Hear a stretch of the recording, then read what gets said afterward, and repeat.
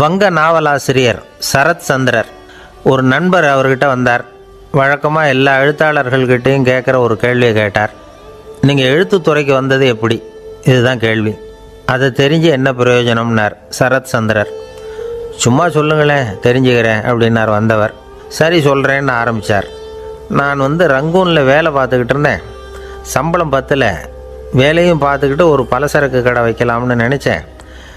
என்னால் மளிகை கடை வச்சு சரியாக நடத்த முடியுமாங்கிற சந்தேகம் என் மனைவிக்கு. அதை சோதனை பண்ணி பார்க்கணுங்கிறதுக்காக சில பொருள்களின் அளவு, அதோட விலை, இப்படி சிலதை சொல்லி எல்லாத்தையும் மனக்கணக்காக கூட்டி போட சொன்னாங்க. என்னால் சரியாக கூட்டி சொல்ல முடியல. உங்களால் மளிகை கடை நடத்த முடியாதுன்னு சொல்லிவிட்டாங்க. உடனே என்ன பண்ணுறது, வேறு வழி இல்லை, கதை எழுத ஆரம்பிச்சிட்டேன் அப்படின்னார். கேட்டவருக்கு சிரிப்பு வந்துட்டு தான். சரத் சந்திரர் ஒரு பக்கம் சீரியஸான நாவல்கள், சிறுகதைகள் எழுதியிருந்தாலும் அவருடைய இன்னொரு பக்கம் வேறு விதம். நண்பர்கள்கிட்ட பேசும்பொழுதும் சரி, அவர்களுக்கு கடிதங்கள் எழுதும்போதும் சரி, கேலியும் கிண்டலும் நகைச்சுவை உணர்வும் அதிகமாக இருக்கும். காந்திஜி ஒரு சமயம் கல்கத்தாவுக்கு வந்திருந்தார். தேசபக்தர்கள் பல பேர் அவர்கிட்ட பேசிக்கிட்டு இருந்தாங்க. அப்போது சரத் சந்திரரும் அங்கே இருந்தார். கிரண் சங்கர் ராய் அப்படிங்கிறவரும் அங்கே இருந்தார். அவர் சொன்னாராம், காந்திஜியோட பழகிய முதல் வங்காளி நான் தான்.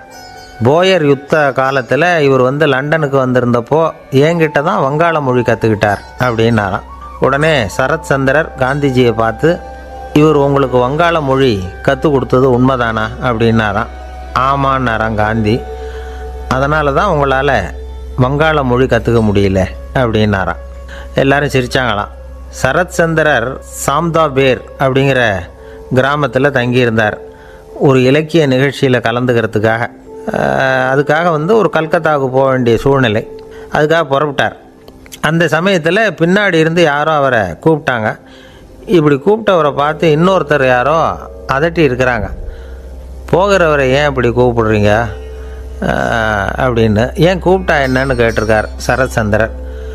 புறப்படுறவங்கள பின்னாடி இருந்து கூப்பிடுறது அபசகுனம், போகிற இடத்துல ஏதாவது ஆபத்து வரலாம் அப்படின்னு அதுக்கு விளக்கம் கொடுத்துருக்கிறார் அவர். உடனே சரத் சந்திரர் சொன்னாராம், இதோ இவங்க என்னை இலக்கிய கூட்டத்துக்கு அழைச்சிட்டு போகிறாங்களே, இதை விட வேறு என்ன ஆபத்து வந்துட போகுது அப்படின்னாராம். இப்படி சரத் சந்திரருக்கு இயல்பாகவே நகைச்சுவை உணர்வு உண்டு. அவருடைய நண்பர் ஒருத்தர் வீட்டுக்கு கூப்பிட்டுருந்தார். அங்கே ஒரு கச்சேரிக்கு ஏற்பாடு பண்ணியிருந்தாங்க. சரத் சந்திரருக்கு இயல்பாகவே கச்சேரியில் நீண்ட ஆலோசனையெல்லாம் கேட்குறதுக்கு பொறுமை இருக்காது. அதனால் மெதுவாக பாட போகிறவர் எப்படி அப்படின்னு கேட்டிருக்கார். அவருக்கு ரொம்ப நல்லா பாட தெரியும் அப்படின்னு சொல்லியிருக்கிறாங்க. அதுக்கு சரத் சந்திரர், பாட தெரியுங்கிறது சரி, பாட்டை நிறுத்த தெரியுமா, அதை சொல்லுங்கள் முதல்ல அப்படின்னாராம். கங்கை கரை தோட்டம் பக்கத்தில் ஒரு ஆசிரமம். அங்கே ஒரு பெரியவர் தங்கியிருக்கிறார். அவர் தான் ராமகிருஷ்ண பரமஹம்சர். அந்த ஆசிரமம் இருந்த இடம் கரக்பூர். வங்காளத்தில் பொதுவாக எல்லோரும் மீன் சாப்பிட்றது உண்டு. கங்கையில் குளிச்சுட்டு கையில் ஒரு மீனோடு வர்றது வழக்கம். இவர் இருக்கிற இடத்துக்கு கங்கையில் படகு வழியாக வரணும். அப்படி தான் எல்லோரும் வருவாங்க. வர்றவங்களை ஒன்று கூட்டி ஆன்மீக விஷயங்களை பற்றி பேசிக்கிட்டு இருப்பார். ஒவ்வொரு நாள் ஒவ்வொருத்தர் நகரத்துக்கு போகணும். வரும்பொழுது மீன் கொண்டுக்கிட்டு வரணும். அதுக்கு ஒரு அட்டவணையே உண்டு ஆசிரமத்தில். அது பிரகாரம் ஒரு நாள் சுவாமி யோகானந்தர் படகுல போனார். படகை செலுத்தினவங்க ராமகிருஷ்ணரையும் சுவாமி யோகானந்தரையும் மற்றவங்களையும் பித்தர்கள் அப்படின்னு சொல்லி ஏளனமாக பேசினாங்க. அவங்க என்ன பைத்தியம் பிடிச்சவங்க அப்படிங்கிறது மாதிரி. சுவாமி யோகானந்தருக்கு ரொம்ப மென்மையான இதயம். இவங்க இப்படி கண்ணாமுன்னான்னு பேசுகிறத பார்த்தா மீனை வாங்கிட்டு திரும்புகிறப்போ என்ன நடக்குமோ அப்படிங்கிற பயம் வேறு வந்துட்டுது அவருக்கு. அவ்வளவு மென்மையானவர். இதை தெரிஞ்சுக்கிட்ட ராமகிருஷ்ணர், யோகானந்தா இங்கே வா அப்படின்னு கூப்பிட்டார். இவர் கண்ணீரை தொடச்சிக்கிட்டே கிட்ட போனார். சொன்னார், ஐயா, படகு ஓட்டுறவங்க உங்களை பற்றி மோசமாக பேசுகிறாங்க. என்ன திட்டினா பரவாயில்ல, ஆனால் உங்களை அவங்க திட்டுறாங்க. அதை என்னால் தாங்கிக்க முடியல அப்படின்னார். இதை கேட்டதும் ராமகிருஷ்ணருக்கு கோபம் வந்துட்டு தான். என்னது, உன்னுடைய குருவை பற்றி அவங்க மோசமாக பேசும்பொழுது நீ சும்மா இருந்தியா? வெளியில் போ அப்படின்னு விட்டார். குரு நிந்தனை செய்கிறப்போ அதை கேட்டுக்கிட்டு சும்மா இருக்கலாமா? குரு நிந்தனையை கேட்டால் பாவம் இல்லையா? என்னை தூற்றும் போது அவங்க பாவம் செய்கிறாங்க. அதை கேட்டுக்கிட்டு நீ சும்மா இருந்தால் நீயும் பாவம் செய்கிற அப்படின்னாராம். அடுத்த நாள் சுவாமி நிரஞ்சனானந்தர் போக வேண்டிய நாள். இவர் படகுல போகும்பொழுதும் அதே மாதிரி நடந்து தான். அவங்க மோசமாக பேச ஆரம்பித்தாங்க, திட்ட ஆரம்பித்தாங்க. அப்படி கேலி பண்ண ஒருத்தனை இவர் என்ன பண்ணார், பலார்னு கன்னத்தில் அரைஞ்சிட்டார். இன்னொருத்தனை கங்கையில் தூக்கி எறியறதுக்கும் தயாராகிட்டார். அதுக்கப்புறம் அவங்க யாரும் வாயை திறக்கலை. மீன் வாங்கிட்டு வர்றப்பவும் படகுல ஒரே அமைதி, அவ்வளவு பயம் அவங்களுக்கு. ராமகிருஷ்ணர் கூப்பிட்டு விசாரித்தார் என்ன நடந்ததுன்னு. இவர் சொன்னார், அவர் யோகானந்தா போகும்பொழுது என்ன நடந்ததோ அப்படியே தான் இப்போவும் நடந்தது. குரு நிந்தனை செய்கிறத கேட்டுக்கிட்டு நான் சும்மா இருப்பேனா, ஒருத்தனை அப்படியே அரைஞ்சுட்டேன், இன்னொருத்தனை ஆற்றுல தூக்கி போட்டுருவேன்னு பயமுறுத்தினேன், அவ்வளவுதான் அப்படின்னாராம். இப்போவும் ராமகிருஷ்ணருக்கு கோபம் வந்துட்டு தான். என்ன இது, அணியறது காஷாயம், இருக்கிறது ஆசிரமம், உனக்கு இவ்வளவு கோபம் வந்ததுன்னா அப்புறம் என்னத்துக்கு ஆசிரமத்தில் இருக்கணும், பிரம்மச்சாரி எப்பவும் அமைதியாக இருக்கணும் அப்படின்னு அறிவுரை சொன்னாராம் ராமகிருஷ்ணர். அப்போ இவர் கேட்டாராம், ஏங்க அவருக்கு ஒரு விதமான அறிவுரை சொன்னீங்க, எனக்கு வேறு விதமாக அறிவுரை சொல்கிறீங்க, இதில் எது உண்மை அப்படின்னு கேட்டிருக்கார். இதுக்கு ராமகிருஷ்ணர் சொன்ன பதில் என்னென்னா, அட அசடே, சக்கரத்தில் காற்று அதிகமாக இருந்தால் குறைக்கணும், குறைச்சலாக இருந்தால் கூட்டணும். அவன் சாது, அவனுக்கு அதிக உணர்ச்சி தேவை, உனக்கு படபடப்பு அதிகம், உனக்கு பொறுமை தேவை அப்படின்னாராம். இதில் உள்ள கருத்து என்னென்னா, கல்விங்கிறது எப்படின்னா அதை சூழ்நிலைக்கு தகுந்த மாதிரி கற்பிக்கணும். எல்லாருக்கும் ஒரே மாதிரி கற்பிக்கக்கூடாது. கேட்குறவர் தகுதி, புரிஞ்சுக்கிற திறமை, இதை பொறுத்து கல்வி அமையணும். ஆரம்ப காலத்தில் ஒரு குரு, அப்போ ஒரு சீடன் இருந்தான். அது வேடிக்கையான குரு, வேடிக்கையான சீடன். ஒரு ஆசிரமம். ஒரு நாள் ஒருத்தன் அவசரமாக அந்த குருவை தேடி வந்திருக்கிறான். என்ன விஷயம்னு விசாரித்தார் குரு. உங்கள் சீடர் என்னை அடிச்சுட்டார் அப்படின்னு புகார் பண்ணானா அந்த ஆள். குரு சீடனை கூப்பிட்டார். அடிச்சியா இந்த ஆளை அப்படின்னு கேட்டாரான். ஆமான் இருக்கான் சீடன். ஏன் அடிச்சே அப்படின்னு கேட்டாரான். இந்த ஆள் உங்களை பற்றி மட்டமாக பேசிவிட்டான், என்னால் அதை தாங்கிக்க முடியல, அதனால தான் அடிச்சுட்டேன்ருக்கான். அப்படி என்ன பேசினா அப்படின்னு கேட்டாரான்.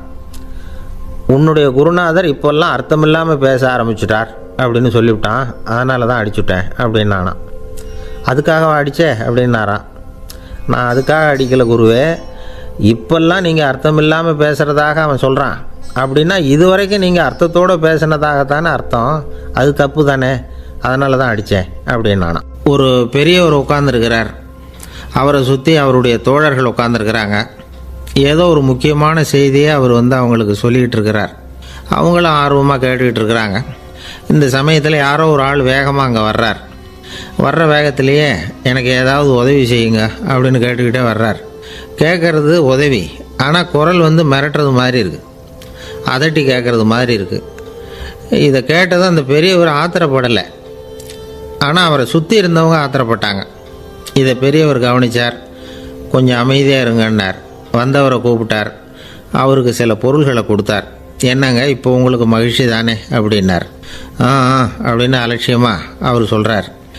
நான் உங்களை நல்ல முறையில் நடத்தினேன்னா அப்படின்னு கேட்குறாரு அவர் மறுபடியும்.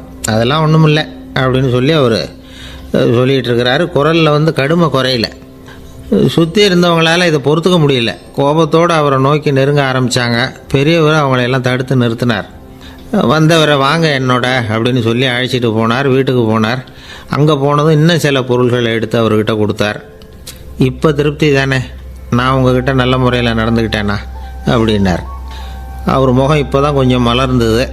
ரொம்ப நன்றி, இறைவன் உங்கள் குடும்பத்துக்கு எல்லா நன்மைகளையும் செய்வான் அப்படின்னு சொன்னார். இதே வார்த்தைகளை என்னுடைய தோழர்கள்கிட்டே சொல்லிட்டீங்கன்னா அவங்க கோபம் தணிஞ்சிரும், வர முடியுமான்னார். கண்டிப்பாக வர்றேன் அப்படின்னாரு. மறுநாள் காலையில் அந்த இடத்துக்கு வந்தார். அதே மாதிரி சொல்லிவிட்டு அவர் போயிட்டார். தோழர்கள்லாம் ரொம்ப வியப்போடு பெரியவரை பார்த்தாங்க. அந்த பெரியவர் தான் நபிகள் நாயகம். அவர் சொன்னார், ஒருத்தன் ரொம்ப ஆசையாக ஒரு ஒட்டகத்தை வளர்த்துக்கிட்டு வந்தான். ஒரு நாள் அந்த ஒட்டகம் கயத்தை அறுத்துக்கிட்டு ஓடி போயிட்டுது. அக்கம் பக்கத்தில் இருக்கிறவங்கெல்லாம் அந்த ஒட்டகத்தை பிடிக்கிறதுக்கு முயற்சி பண்ணாங்க. அதை துரத்திக்கிட்டு ஓடினாங்க. ஒட்டகம் தாறுமாறாக ஓட ஆரம்பிச்சிது. இந்த சமயத்தில் ஒட்டகத்தை வளர்த்தவன் அங்கே ஓடி வந்தான். நீங்கள் அதை ஒன்றும் செய்ய வேணாம், விட்டுருங்க, அதோட சுபாவம் எனக்கு நல்லா தெரியும், அதை சுலபமாக என்னோடய வழிக்கு கொண்டுகிட்டு வந்துட முடியும், நான் பார்த்துக்கிறேன், விட்டுருங்கோ அப்படின்னா. எல்லோரும் விலைக்கு போயிட்டாங்க. இவன் என்ன செஞ்சான் தெரியுமா? கொஞ்சம் புல்லை கையில் எடுத்துக்கிட்டு அந்த ஒட்டகத்தை நெருங்கினான். அவ்வளவுதான். அது ஓடி வந்து இவன் காலடியில் உட்காந்துக்கிட்டது. செல்லமாக அதை அப்படியே தடவி கொடுத்தான். முதுகில் ஏறி உட்காந்துக்கிட்டான். அது பாட்டுக்கு சாதுவாக நடந்து போகுது. இந்த கதையை நபிகள் நாயகம் தம்முடைய தோழர்களுக்கு சொல்கிறார். ஒட்டகத்தை மட்டும் இல்லை, சில மனிதர்களையும் கூட சில விதத்தில் அணுகி தான் அவர்களை வந்து சீர்திருத்த வேண்டியிருக்குது அப்படிங்கிறத அவங்களுக்கு உணர்த்தினார். இது ஒரு அழகான உளவியல் அணுகுமுறை. சில குடும்ப தலைவர்கள் கூட இந்த ஒட்டகம் மாதிரி நடந்துக்கிறது உண்டு, அப்புறம் அடங்கி போகிறதும் உண்டு. ஒரு குடும்ப தலைவர் காலையில் எழுந்திரிச்சதுலேருந்து சத்தம் போட்டு கத்திக்கிட்டு இருப்பார். பக்கத்தில் இருந்தவங்கெல்லாம் ஓடி போய் சமாதானம் பண்ணி பார்த்தாங்க. அவர் ஓயறது மாதிரி தெரியல. கடைசியில் அவர் மனைவி வந்தாங்க. நீங்கள் எல்லாம் விலைக்கு போயிடுங்க, அவர் சுபாவம் எனக்கு தெரியும், நான் பார்த்துக்கிறேன் அப்படின்னாங்க. சரின்னு எல்லோரும் போயிட்டாங்க. சாயந்தரமாக வந்து பார்க்குறாங்க, அவர் சத்தம் இல்லாமல் ஒரு மூலையில் உட்காந்துருக்கிறார். ரொம்ப சாதுவா. ஆச்சரியமாக இருந்தது. என்னம்மா பண்ணீங்கன்னு கேட்டாங்க. அது ஒன்றும் இல்லைங்க, ஒரு வேளை சாப்பாட்டை நிறுத்தினேன், பட்னி போட்டேன், அவ்வளவுதான் அப்படின்னாங்க அந்த அம்மா. ஒரு ராஜா ஊரெல்லாம் சுற்றி பார்த்துட்டு வரலாம்னு ஒரு நாள் புறப்பட்டு போனார். ஒரு இடத்துல தறி நெசவு வேலை ரொம்ப மும்முரமாக நடந்துக்கிட்டு இருந்தது. ஒரு பெரியவர் தறியால் நெசவு வேலை செஞ்சுக்கிட்டு இருந்தார். பக்கத்தில் ஒரு அழகான பொண்ணு உட்காந்து நூலை சுற்றிக்கிட்டு இருக்குது. ராஜா அந்த பெரியவரை பார்த்து யார் இந்த பொண்ணுன்னு விசாரித்தார். ராஜா அப்படி கேட்டதும் அவருக்கு ரொம்ப பெருமையாக போயிட்டுது. ஏன்னா உட்காந்துருந்தது அவரோட மகள். அரசே, இது என்னுடைய மகள். இவ வேகமாக நூல் தெரிக்கக்கூடியவள். வைக்கோலை எடுத்து இவ தெரிச்சா கூட அதெல்லாம் பவுனழையாக வெளியில் வரும் அப்படின்னு ஒரு ராசி இவளுக்கு அப்படின்னு ரொம்ப பெருமையாக ராஜா கிட்ட சொன்னார். ராஜா இதை கேட்டதும் அசந்துட்டார். அப்படியா, இவ்வளவு அழகும் சாமர்த்தியமும் உள்ள இந்த பொண்ணு என்னோட வரட்டுமே, இவளை என் மருமகளாக ஆக்கிக்கிறேன் அப்படின்னார் ராஜா. அந்த பெரியவருக்கு ஒன்றும் புரியல. ஏதோ கொஞ்சம் பெருமையாக சொல்ல போக அது இப்படி ஆகிட்டுதே அப்படின்னு கவலைப்பட்டார். இருந்தாலும் ராஜா பேச்ச தட்ட முடியுமா? மகளை அனுப்பி வச்சுட்டார். ராஜா அந்த பொண்ணை அரண்மனைக்கு அழைச்சிட்டு வந்தார். அங்கே ஒரு அறையில் வச்சு பூட்டி விட்டார். அந்த ரூமு நிறைய வைக்கோலை கொண்டாந்து போட்டு அடைச்சாங்க. 3 ராட்டைகள் வேறு வச்சுருந்தாங்க. நாளைக்கு பொழுது விடியறதுக்குள்ளே நீ இந்த வைக்கோலையெல்லாம் தங்க இழைகளாக மாற்றி காட்டணும். நாளைக்கு காலம்புறம் வந்து நான் இந்த அறை கதவை திறப்பேன். உன் தகப்பன் சொன்னது மாதிரி எல்லாம் தங்கமாக மாறி இருக்கணும், இல்லைன்னா நீ உயிர் தப்ப முடியாது அப்படின்னு உத்தரவு போட்டார். பாவம் அந்த பொண்ணு என்ன பண்ணும்? பகல் பூரா அழுதுகிட்டே உட்காந்துருக்குது. ராத்திரி பூராவும் தூக்கம் வரல. மறுநாள் அதிகாலை நேரத்தில் யாரோ கதவை தட்டுற சத்தம் கேட்டுது. பயந்துக்கிட்டே கதவை திறக்கிறா. திறந்து பார்த்தா வெளியில் 3 அவலட்சணமான பெண்கள். ஒருத்திக்கு வந்து கால் அகலமாக முறை மாதிரி இருக்குது, இன்னொருத்திக்கு கட்டை விரல் கரண்டி மாதிரி பெருசாக இருக்குது, 3ஆவது பொண்ணுக்கு உதடு தடித்து ரப்பர் மாதிரி தொங்கிக்கிட்டு இருக்கு. யார் நீங்கள், உங்களுக்கு என்ன வேணும் அப்படின்னு கேட்குது இந்த பொண்ணு. நாங்கள் உங்களுக்கு உதவி செய்கிறதுக்கு தான் வந்திருக்கிறோம் அப்படின்னு சொல்லி உள்ளே வந்தாங்க. உட்காந்தாங்க. கொஞ்ச நேரத்துக்குள்ளே உள்ளே இருந்த வைக்கோலையெல்லாம் தங்க இழைகளாக மாற்றி கொடுத்துட்டு போயிட்டாங்க. காலையில் ராஜா வந்தார். பார்த்தார். ஆகா பேஷுனார். இன்னும் கொஞ்சம் வைக்கோலை கொண்டாந்து அந்த ரூமில் போட சொன்னார். இந்த வைக்கோலையும் இன்றைக்கி தங்கமாக மாற்றி விடு, நாளைக்கு மறுநாள் உனக்கும் இளவரசனுக்கும் கல்யாணம்னு சொல்லிவிட்டார். இன்றைக்கி ராத்திரி அந்த 3 பொண்ணுங்களும் வந்தாங்க. வைக்கோலை பொண்ணு இழைகளாக மாற்றினாங்க. புறப்பட்டாங்க. இந்த பொண்ணு அவங்க காலில் விழுந்து வணங்கினா. என் உசுரை காப்பாற்றினீங்க, உங்களுக்கு நான் என்ன கைமாறு செய்ய போகிறேன் அப்படின்னா. பயப்படாத, நீ விரும்பினா எங்களுக்கு ஒரு உதவி செய்யலாம். உன்னுடைய கல்யாணத்துக்கு நாங்கள் 3 பேரும் வரோம். நீ எங்களை வந்து வரவேற்று ராஜாக்கிட்டேயும் இளவரசர்கிட்டையும் நாங்கள் வந்து உன்னோட பெரியப்பா பொண்ணுங்கன்னு சொல்லி அறிமுகப்படுத்தி வை, நாங்கள் விருந்து சாப்பிட்டுட்டு போயிடுறோம் அப்படின்னாங்க. ரொம்பவும் சந்தோஷமாக சரின்னு ஒத்துக்கிட்டா. கல்யாண நாள் வந்தது. கல்யாணம் ரொம்ப கோலாகலமாக நடந்துக்கிட்டு இருக்கு. எல்லா தேசத்து ராஜா ராணிகளும் வந்துக்கிட்டு இருக்கிறாங்க. அந்த 3 அவலட்சணமான பொண்ணுங்களும் வந்து சேர்ந்தாங்க. யார் இவங்கன்னு கேட்டார் ராஜா. என் பெரியப்பா பொண்ணுங்க அப்படின்னா அந்த பொண்ணு. காலும் உதடும் கட்டை விரலும் ஏன் இப்படி உங்களுக்கு அவலட்சணம் ஆயிட்டுது அப்படின்னு கேட்டார். அதுக்கு அந்த பொண்ணுங்க பதில் சொன்னாங்க. என்ன செய்கிறது, ஓயாமல் வைக்கோலை நூற்று ஒருத்தியோட கட்டை விரல் அப்படி கரண்டி மாதிரி ஆயிட்டுது. நாக்கில் தொட்டு தொட்டு திரிச்சதுனால ஒருத்தியோட உதடு அப்படி ஆயிட்டுது. காலால் கட்டையை அழுத்தி அழுத்தி தறி போட்டதுனால இன்னொருத்தையோட கால் அப்படி ஆயிட்டுது. உங்கள் மருமகளாக வந்திருக்கிற இந்த பொண்ணு அந்த 3ஐயுமே செய்ய தெரிஞ்சவ தான்.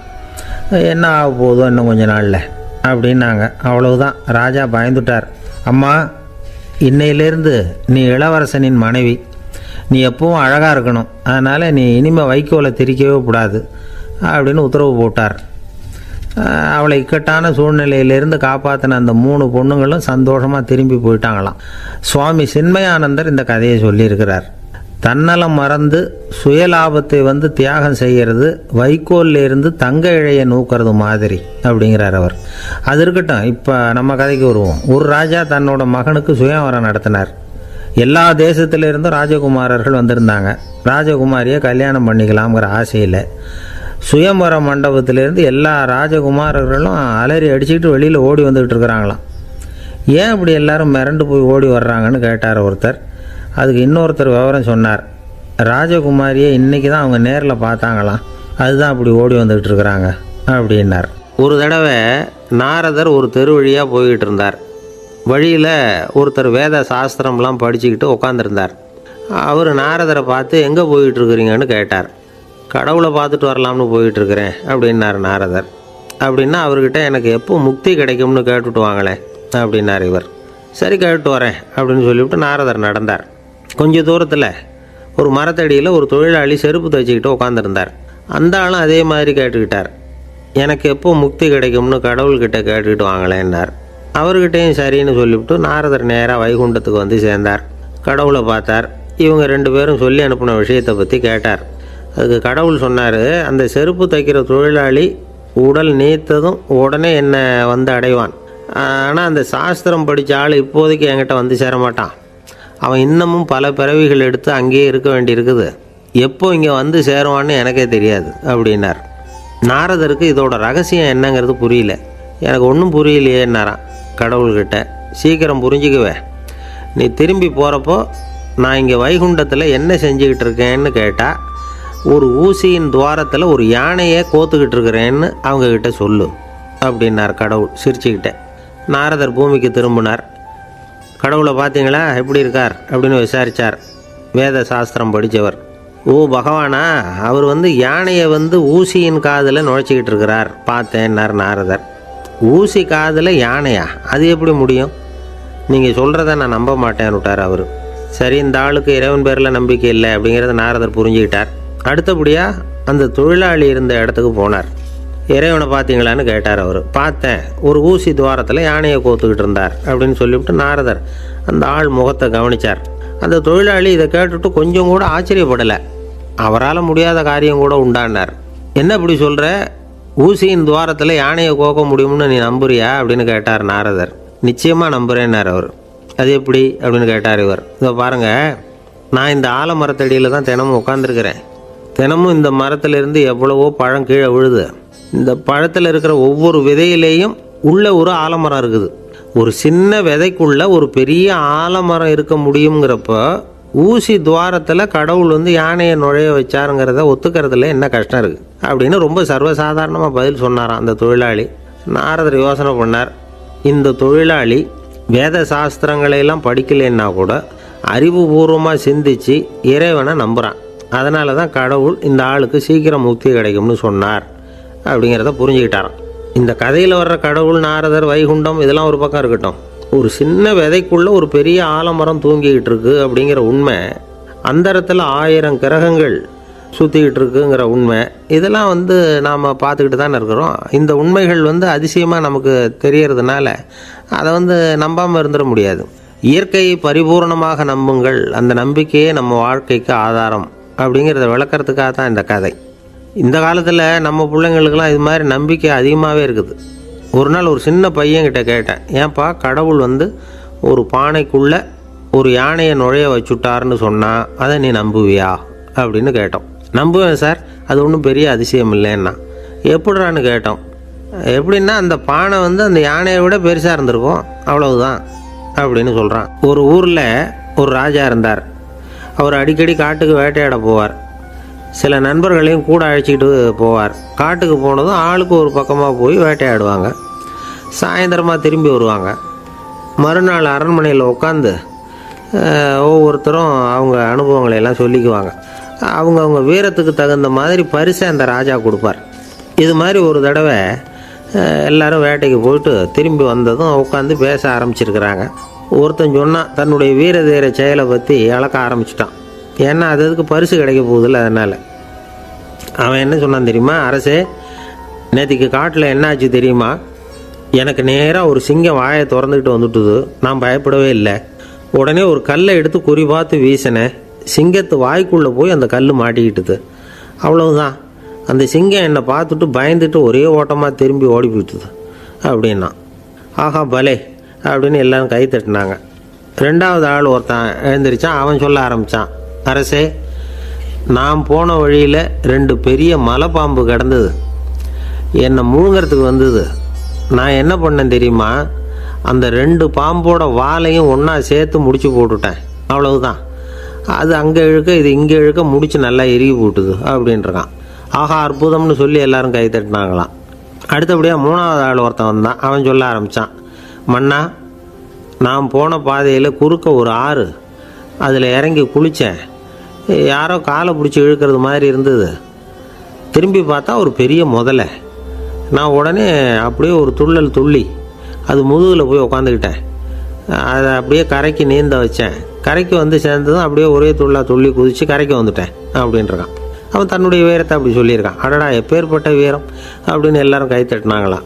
4வது ஆள் எழுந்திரிச்சான். மன்னா, நான் போன இடத்துல ஒரு கரடி வந்து என்னை துரத்த ஆரம்பிச்சுட்டுது. நான் ஒரு மலை உச்சிக்கு வந்துட்டேன். அதுக்கப்புறம் ஒரு அடி எடுத்து வச்சாலும் அதில் பாதாளத்தில் விழ வேண்டியது தான். அந்த நேரம் பார்த்து ஒரு பெரிய ராட்சச கழுகு அந்த பக்கமாக பறந்து வந்தது. நான் உடனே அப்படியே உயர எழும்பி அந்த கழுகோட காலை பிடிச்சிக்கிட்டேன். அப்படியே தொங்கிக்கிட்டே வந்தேன். ஒரு நல்ல இடம் வந்ததும் தொப்புன்னு கீழே குதித்து நடந்து வந்துட்டேன்னா. இதுக்கும் எல்லோரும் கை தட்டுறாங்க. கடைசியாக ஒரு ஆள் எழுந்திரிச்சான். அரசே, நான் வந்து போன வழியில் ஒரு பெரிய யானை குறுக்க வந்தது. பயங்கரமாக சத்தம் போட்டுக்கிட்டே வந்தது. நான் பயந்து ஓடலை. உடனே என்ன பண்ணேன் தெரியுமா? அந்த யானையோட வாலை பிடிச்சி தூக்கினேன். தலைக்கு மேலே தூக்கி கரன்னு சுற்றினேன். வேகமாக சுற்றி வீசி எறிஞ்சேன். அவ்வளவுதான். அதே ஸ்பீடில் அந்த யானை மேலே போக ஆரம்பிச்சுட்டுது. இன்னும் கூட அது போய்கிட்டே தான் இருக்குது, கீழே விழவே இல்லைன்னா. இதை கேட்டதும் ராஜாவுக்கு கோபம் வந்துட்டுது.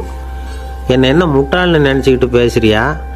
யானையை வந்து நீ வாலை பிடிச்சி தூக்குன, அதை நான் நம்பணுமா அப்படின்னார். உடனே இவன் பணிவாக பதில் சொன்னான், அரசே, ஒரு சிங்கத்து வாயில் கல் மாட்டிக்கிட்டதை நம்புறீங்க, மலைப்பாம்பு வாலை பிடிச்சி முடிச்சு போட்டதை நம்புறீங்க, முதல்ல முதுகில் சவாரி பண்ணதையும் நம்புறீங்க, கழுகு காலை பிடிச்சிக்கிட்டு பறக்கிறதையும் நம்புறீங்க. அப்படி நம்புறப்போ நான் சொன்னதை மட்டும் நம்பக்கூடாதா அப்படின்னு கேட்டானான். பொய் சொன்னவங்கெல்லாம் தலையை தொங்க போட்டுக்கிட்டாங்களாம். ராஜா அவங்கள பார்த்து சொன்னாராம், நீங்கள் எல்லாரும் என்னை முட்டாளாக்கியிருக்கிறீங்க. கடைசியாக பேசின இவன் தான் எனக்கு உண்மை எது பொய் எதுங்கிறத புரிய வச்சிருக்கிறான். இவன் தான் உண்மையான தைரியசாலி அப்படின்னு சொல்லி அவனுக்கே பரிசையெல்லாம் கொடுத்து பாராட்டினாராம். இப்படி ஒரு கதை. உண்மையை நிலைநாட்டுகிறவன் தான் உண்மையான வீரன் அப்படிங்கிறத இதிலிருந்து நாம் புரிஞ்சுக்கணும். இந்த காலத்துல எல்லாம் பொய் சொன்னால் தான் பிழைக்க முடியுங்கிறது ஒரு சில பேரோட நம்பிக்கை. ஒரு அப்பாவுக்கு தன் மகனுக்கு பொய் சொல்ல தெரியலையேங்கிற கவலை. பொய் சொன்னால் தான் இந்த உலகத்தில் பிழைக்கலாம், ஆனால் இவனுக்கு அது தெரியலையே, அதனால் இவனை அழைச்சிட்டு போய் நடுக்கடலில் விட்டுட்டு வந்துடுவோம் அப்படின்னு அழைச்சிட்டு புறப்பட்டான். கடற்கரைக்கு போனான். மகனுக்கு சந்தேகம், எங்கேப்பா என்னை அழைச்சிட்டு போகிறேன்னு கேட்டிருக்கான். கடலில் மீன் பிடிக்க கற்றுக் கொடுக்க போகிறேன் உனக்கு அப்படின்னானா. நான் ஏற்கனவே மீன் பிடிச்சிட்டேனேன்னானா இவன் மகன். எங்கே அதுன்னு கேட்டிருக்கான். அப்பங்காரன். சுட்டு சாப்பிட்டுட்டேன்ருக்கான் புள்ள.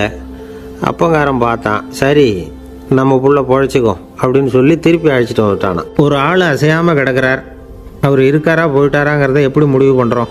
அவர் மூக்குக்கு முன்னாடி புறங்கையை வச்சு பார்க்குறோம், மூச்சு வருதா இல்லையா அப்படிங்கிறத கண்டுபிடிக்கிறதுக்காக. மூச்சுங்கிறது அவ்வளவு முக்கியமான ஒரு விஷயம். சுவாசம் இல்லைன்னா எதுவுமே இல்லை. நம்ம பூமி இருக்க அது கூட சுவாசிக்குதுங்கிறத சோவியத் விஞ்ஞானிகள் கண்டுபிடிச்சிருக்கிறாங்க. பூமிக்கு மேலே இருக்கிற மண் அடுக்கில் காற்றில் உள்ள ஆக்சிஜன் ஆக்சிகரணம் அடையுது அப்படின்னு தான் இதுவரைக்கும் எல்லோரும் நம்பிக்கிட்டு இருந்தாங்க. ஆனால் இப்போ என்ன கண்டுபிடிச்சிருக்கிறாங்கன்னா, அந்த ஆக்சிஜன் பூமிக்குள்ளே 1 கிலோமீட்டர் ஆழம் வரைக்கும் ஊடுருவி போகுதான். பூமிக்குள்ளே 2 பக்கமும் பல கிலோமீட்டர் வரைக்கும் பரவுதான். பூமிக்குள்ளே இருக்கிற நீர்நிலை அடுக்குகள் தான் நுரையீரல் செய்கிற வேலையை செய்யுதான். நம்ம உடம்புல நுரையீரல் இல்லைன்னா ஒன்றும் நடக்காது. ஒரு மரத்தை தலைகீழாக தொங்க போட்டால் எப்படி இருக்கும்? அப்படி யோசிச்சு பாருங்கள். அப்படி தான் இதுவும் நுரையீரலும் அப்படி தான் இருக்கும். வலது பக்கம் ஒன்று, இடது பக்கம் ஒன்று. வலது பக்கம் நுரையீரல் கொஞ்சம் பெருசாக இருக்கும். நுட்பமான நரம்பு குழாய்கள் அதில் இருக்கும். கோடிக்கணக்கான நுண்ணிய குழாய்களை வச்சுக்கிட்டு தான் அது வேலை செய்யுது. 25 கோடி குழாய்கள் இருக்கும். அதை அப்படியே முழுசாக பிரித்து பரப்புனா ஒரு டென்னிஸ் கோர்ட்டில் பாதி பரப்பளவு இருக்குமா. நுரையீரல் நிறம் கருஞ்சிவப்பு தான். புகை அதிகமாக உள்ளே போச்சுன்னா அது கருப்பாயிடுது. காற்றுல உள்ள பிராணவாயுவை இது இழுத்து எடுத்துக்கிட்டு ரத்தத்தை சுத்தப்படுத்துகிற முக்கியமான வேலையை இது செய்யுது. அசுத்த காற்றை வெளியில் அனுப்பி வச்சுருது. ஒருத்தர் வேகமாக ஓடி வரார், அவருக்கு மூச்சு இறைக்கும். பயங்கரமாக எதையாவது பார்த்து விடுறார், உடனே மூர்ச்சி ஆகிடுவார். இது மாதிரி சமயங்களில் வேறு எந்த தூண்டுதலும் இல்லாமல் நுரையீரல் தானாகவே இயங்கும்.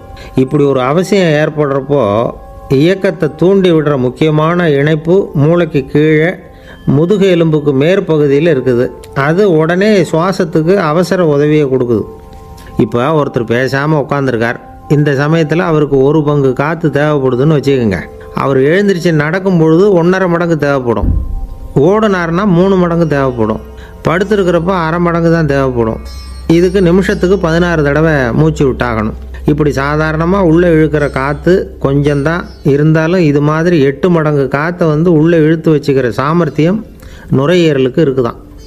தண்ணி, நுண்கிருமிகள், ரசாயன பொருள் இப்படி எது உள்ளே போனாலும் நுரையீரல் சமாளிச்சுக்கும். 30 வருஷமாக விடாத புகை பிடிக்கிறவர் தொடர்ந்து உள்ளே அனுப்பி வைக்கிற புகையை கூட சமாளிக்குதுன்னா பார்த்துங்களேன். உள்ளே போகிற புகை நுட்பமான சுவாச முடிச்சுகளை அழிச்சு விடுது. கறி புகை அது மேலே படிஞ்சு உபயோகம் இல்லாமல் பண்ணிவிடுது. ஆனாலும் தேவைக்கு அதிகமாக 8 மடங்கு கூடுதலாக சுவாச முடிச்சுகள் நம்ம உடம்புக்குள்ளே இருக்கிறதுனால சமாளிக்க முடியுது. சமாளிக்க முடியலன்னா சில சமயம் மூச்சு திணறும். அதை ஒரு எச்சரிக்கையாக எடுத்துக்கிட்டு புகை பிடிக்கிற பழக்கத்தை விட்டுடணும். அதுதான் நல்லது. ஆனால் அப்படி யார் விடுறது? இணை பிரியாத 2 நண்பர்கள் இருந்தாங்களாம். 2 பேரும் விடாமல் சிகரெட்டு குடிக்கிறவங்க. அதில் ஒருத்தன் செத்து போட்டான். இன்னொருத்தன் அதுக்கப்புறம் 2 சிகரெட்டாக குடிக்க ஆரம்பித்தானான். ஏன் இப்படி பண்ணுறேன்னு கேட்டிருக்காங்க. நான் ஒரு சிகரெட்டு தான் குடிக்கிறேன், செத்து போன என்னுடைய ஃப்ரெண்டு இருக்கானே செத்து போனவன், அவனுக்காக இன்னொரு சிகரெட்டு குடிக்கிறேன் அப்படின்னு நானா. இது ரொம்ப ஆபத்து, விட்டுடு அப்படின்னு சொல்லியிருக்காங்க. சரின்னு ஒத்துக்கிட்டான். ஆனால் அதுக்கப்புறமும் ஒரு சிகரெட் விதமாக குடிச்சிக்கிட்டே இருந்தான். சிகரெட்டு பழக்கத்தை நீ இன்னும் விடலையான்னு கேட்டாங்களாம். அந்த பழக்கத்தை நான் எப்போவோ விட்டுட்டேன், இப்போ நான் குடிக்கிறது என் ஃப்ரெண்டுக்காக அப்படின்னு நானா. இவங்கெல்லாம் எப்படி திருந்துறது? என்னை விட யோக்கியம் இந்த உலகத்தில் வேறு யாரும் இல்லை சார் அப்படின்னார் ஒருத்தர். அவரை விட அயோக்கியன் வேறு யாரும் இருக்க முடியாதுங்கிற முடிவுக்கு கேட்டவங்க வந்துட்டாங்களாம். மனுஷனுக்கு இருக்கிற ஒரு மிகப்பெரிய குறையே தன்கிட்ட இருக்கிற குறை அவனுக்கு தெரியாமல் போகிறது தான். ஆனால் அடுத்தவங்ககிட்ட இருக்கிற குறை அவனுக்கு தெளிவாக தெரிஞ்சிடும். ஒரு ஒட்டகம் ஒரு கொக்கை பார்த்து ஒரு கேள்வி கேட்டு தான். என்ன கேள்வி தெரியுமா? உன் கழுத்து ஏன் இப்படி வளைஞ்சி போயிருக்குது அப்படின்னு கேட்டிருக்கு. இதுக்கு உடம்பே வளைச்சல். இது போய் கொக்கை கிண்டல் பண்ணுது. இன்றைக்கி மனித சுபாவமும் கிட்டத்தட்ட இப்படி தான் இருக்குது. இந்த உலகத்தில் குறையில்லாத மனிதர்கள் யாரும் கிடையாது, நாம் உள்பட. அப்படிங்கிறத முதல்ல நாம் நல்லா புரிஞ்சுக்கணும். ஒரு ஊரில் ஒரு விற்பனை நிலையம் இருந்தது. செல்ல பிராணிகளை விற்பனை செய்கிற நிலையம் அது. நாய், கிளி, பூனை இப்படி நிறைய வச்சு விற்பனை பண்ணிகிட்டு இருக்கிறாங்க. நாய்க்குட்டி விற்பனை செய்கிற பகுதியில் ஒரு சிறுவன் நின்றுக்கிட்டு இருந்தான். விற்பனை செய்கிற ஆளுகிட்ட விலை கேட்டுக்கிட்டு இருந்தான். அதோ இருக்குதே அந்த நாய்க்குட்டி என்ன விலை அப்படின்னு கேட்டானா. 1000 ரூபா அப்படின்னாரான். சரி அது வேணாம், இது என்ன விலைன்றிருக்கான். 500 ரூபா அப்படின்னாரான். இந்த சின்ன பையன் கையில் வச்சுருந்தது வெறும் 50 ரூபா தான். அதனால் இதை விட குறைச்சலாக கிடைக்குமான்னு பார்த்துருக்கான். அந்த கடையில் ஒரு மூலையில் சரியாக கவனிக்கப்படாமல் ஒரு நாய்க்குட்டி படுத்து கிடந்தது. பாவமாக கத்திக்கிட்டு இருந்தது. அதை பார்த்ததுமே இவனுக்கு அது ரொம்ப பிடிச்சி போச்சு. உடனே அந்த கடைக்காரரை பார்த்து, அதுவும் அந்த மூலையில் படுத்து கிடக்குதே அந்த நாய்க்குட்டி என்ன விலை அப்படின்னு கேட்டிருக்கான். தம்பி, அது ஒரு கால் ஊனம், அதனால் அது உன்னோட குதித்து விளையாடவோ ஓடுறதோ அதால் முடியாத காரியம் அப்படின்ட்டுருக்கார் அவர். அது தெரிஞ்சு தாங்க கேட்குறேன், அதோட விலை என்ன அதை மட்டும் சொல்லுங்களேன் அப்படின்ட்டுருக்கான். தம்பி, இது கால் ஊனம் உள்ள ஒரு நாய். இதை போய் காசு கொடுத்து வாங்கிறதுக்கு யாராவது பிரியப்படுவாங்களா? இதை நான் உனக்கு இலவசமாகவே தர்றேன், எடுத்துகிட்டு போ அப்படின்னாரான். இதை கேட்டதும் அந்த சிறுவனுக்கு கோவம் வந்துட்டு தான். நீங்கள் ஒன்றும் சும்மா கொடுக்க வேணாம், இந்தாங்க 50 ரூபா, இதை வச்சுக்கிட்டு நாய்க்குட்டியை கொடுங்க அப்படின்ட்டுருக்கான். அவருக்கு ஒன்றும் புரியல, ஆச்சரியமாக இருந்தது.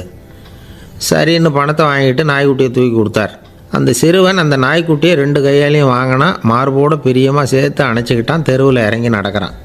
அப்படி நடக்கும்பொழுது தான் பார்க்குறார், கடைக்காரர் ஆச்சரியமாக அவனை பார்க்குறார். அப்போ தான் அவருக்கு ஒரு விஷயம் புரியுது. அந்த சிறுவன் தெருவில் நாய்க்குட்டியை மார்போடு அணைச்சிக்கிட்டு விந்தி விந்தி நடந்து போய்கிட்டு இருக்கிறான். ஆமாம், அவனுக்கும் ஒரு கால் ஊனம். இந்த நாய்க்குட்டியை யாருமே வாங்க மாட்டாங்கன்னு நினச்சிக்கிட்டு இருந்தார். குறையுள்ள அதுக்கும் ஒரு எஜமானன் கிடச்சிட்டான். அதனால் ஊனம் ஒரு குறை இல்லை அப்படிங்கிற உண்மையை அந்த கடைக்காரர் புரிஞ்சுக்கிட்டாரான். நம்மால் ஒருத்தர் கொஞ்சம் வயசானவர், எழுந்திரிச்சு சரியாக நடக்க முடியாது, சாய்வு நாற்காலியிலேயே எப்பவும் உட்காந்துருப்பார். அவர் தனக்கு துணையாக ஒரு நாயை பக்கத்தில் வச்சுருந்தார். அதுவும் ரொம்ப வயசான ஒரு நாய், எழுந்திரிக்கவே சிரமப்படும். நடக்கவும் முடியாது. அவர் பக்கத்துலேயே இதுவும் சோர்ந்து போய் படுத்து கிடக்கும். அந்த பெரியவரை பார்க்க வந்த ஒருத்தர் கேட்டார், ஏங்க, ஒரு சின்ன பையனை உங்களுக்கு துணையாக வச்சுக்கப்படாதா? இந்த நாயை உங்களுக்கு பாதுகாப்பாக வச்சுருக்கிறீங்களே, உங்களுக்கு ஒரு ஆபத்துன்னா இது எப்படி உங்களுக்கு உதவ முடியும் அப்படின்னார். அப்போ அவர் சொன்னாராம், எனக்கு ஒரு ஆபத்துன்னா அந்த சமயத்தில் இந்த நாய் என்னை தனியாக விட்டுட்டு ஓடி போயிடாமல் இருக்கணும்ல, அதுக்காக தான் இதை நான் வச்சுருக்கிறேன் அப்படின்னாராம். நம்மளில் சில பேர் ரொம்ப தைரியமாக இருப்பாங்க. நாம் கூட சொல்கிறது உண்டு, அந்த ஆளுகிட்ட வர்றதுக்கு எமன் கூட பயப்படுவான் அப்படின்னு சொல்கிறது உண்டு. தைரியசாலிகளை நெருங்கிறதுக்கு எமன் பயப்படுவான் அப்படின்னு சொல்கிறது உண்மை தான். அது பொய் இல்லை. மன வலிமை இருக்குது பாருங்கள், அது மனுஷனை காப்பாற்றும். இது மருத்துவ ரீதியான உண்மை. உடல் கோளாறுகள் மன ஆரோக்கியத்தை பாதிக்கும். மன எழுச்சி, மன போராட்டம் இதெல்லாம் உடல் இயக்கத்தில் மாறுதலை உண்டாக்குது. சில வகையான நோய்களுக்கும் மனசுக்கும் இருக்கிற சம்பந்தம் என்னங்கிறத பற்றியெல்லாம் இப்போ ஆராய்ச்சி பண்ணுறாங்க. ஆஸ்மா, மூட்டு வலி, பெருங்குடல் அழற்சி, உயர் இரத்த அழுத்தம், சோரியாசிஸுங்கிற தோல் வியாதி, வயிற்று புண்ணு, இந்த தைராய்டு நச்சுத்தன்மை, இது மாதிரி நோய்களை உண்டாக்குறதுல மனசோட பங்கு என்னங்கிறத பற்றியெல்லாம் ஆய்வு பண்ணி பார்த்துருக்குறாங்க. எதுக்கு எடுத்தாலும் சோர்ந்து போகிறது, தோண்டு போகிறது, இப்படிப்பட்ட மனவாகு, அதோட யாரும் நமக்கு உதவ முடியாது அப்படிங்கிற மனோபாவம், கைவிடப்பட்ட மனநிலைமை, இதெல்லாம் நோயோட தீவிரத்தை ரொம்ப அதிகரிக்க செய்யுதான். இவங்கெல்லாம் அந்த கைகால் வலிக்குது, உடம்பு அசதியாக இருக்குது, தூக்கம் வரல, முதுகு வலிக்குது, உடம்பில் உணர்ச்சி குறையுது, கைகால் விரல்லாம் மரத்து போகுது, இப்படி ஏதாவது சொல்லிக்கிட்டு டாக்டர்களை தேடி வந்துக்கிட்டு இருப்பாங்க. நெஞ்சு வலி யாருக்கு வருது தெரியுமா? பதற்றம், போட்டி மனப்பான்மை, அளவுக்கு அதிகமான வேகம், துடிப்பு, பேராசை, இதுலேயும் கட்டுப்பாடு, நேரம் தவறாமை, அப்புறம் இதெல்லாம் உள்ள மனவாக உள்ளவங்க இருக்கிறாங்கல்ல, அவங்க பெரும்பாலும் நெஞ்சு வலிக்கு ஆளாயிடுறாங்களாம். ஃப்ரீட்மேன் அப்படிங்கிறவர் நிறைய ஆராய்ச்சியெல்லாம் பண்ணி பார்த்துட்டு இதை உறுதிப்படுத்தியிருக்கிறார். அவர் பண்ணின ஆராய்ச்சியில் என்னெல்லாம் தெரிய வந்தது தெரியுமா? பொறுப்பு அதிகம் உள்ளவங்களுக்கு கண்டிப்பாக இரத்த அழுத்தம் வரும், அதிகமாக இருக்குமா. அதே மாதிரி கண்டிப்பாக இருக்கிறாங்கல்ல, அவங்களுக்கும் இரத்த அழுத்தம் அதிகரிக்குமா. இரத்த அழுத்தம் தனக்கு அதிகமாக இருக்குங்கிறத தெரிஞ்சுக்கிட்டவங்க தலைவலி, மயக்கம், இந்த தலை சுத்தல், அசதி, இது மாதிரியான உணர்வுகளை அவங்களுக்கு வந்துடும், அது மாதிரி உணர்வு. ஆனால் உண்மை என்ன தெரியுமா? இதெல்லாம் இரத்த அழுத்தத்தினால இல்லை, இரத்த அழுத்தம் கட்டுப்பாட்டுக்குள்ளே இருந்தால் கூட இவங்க இப்படி நினைக்கிறாங்களாம். இதுக்கு காரணம் மனசு தான் அப்படிங்கிறார் அவர். சில பேர் எப்படி தெரியுமா? ஒருத்தர் மாரடைப்பால் இறந்து போனார் அப்படின்னு கேள்விப்பட்டால் போதும், இறந்து போகிறதுக்கு காரணம் இதயம்தான் அப்படிங்கிற பீதியால், இதய தளர்ச்சி அப்படிங்கிற மனநோயால் பாதிக்கப்படுறார். இவங்கெல்லாம் அடிக்கடி தங்களுடைய இதய பகுதியை தொட்டு பார்த்துக்குவாங்க, நாடியை பிடிச்சி பார்த்துக்குவாங்க, அடிக்கடி மூச்சை உள்ளுக்கு இழுத்து வெளியில் விட்டு வலி வருதா அப்படின்னு பார்த்துக்கிட்டு இருப்பாங்க. வேறு எங்கேயாவது வலிச்சா கூட நெஞ்சை வலிக்குதா அப்படின்னு பார்ப்பாங்க. நெஞ்சு வலிக்குதுன்னு கூட சில பேர் சொல்ல ஆரம்பிச்சிருவாங்க. ஒரு விவசாயி விதைக்கிறதுக்காக வயல்வெளி பக்கம் போகிறார். விதைகளை அள்ளி வீசினார்.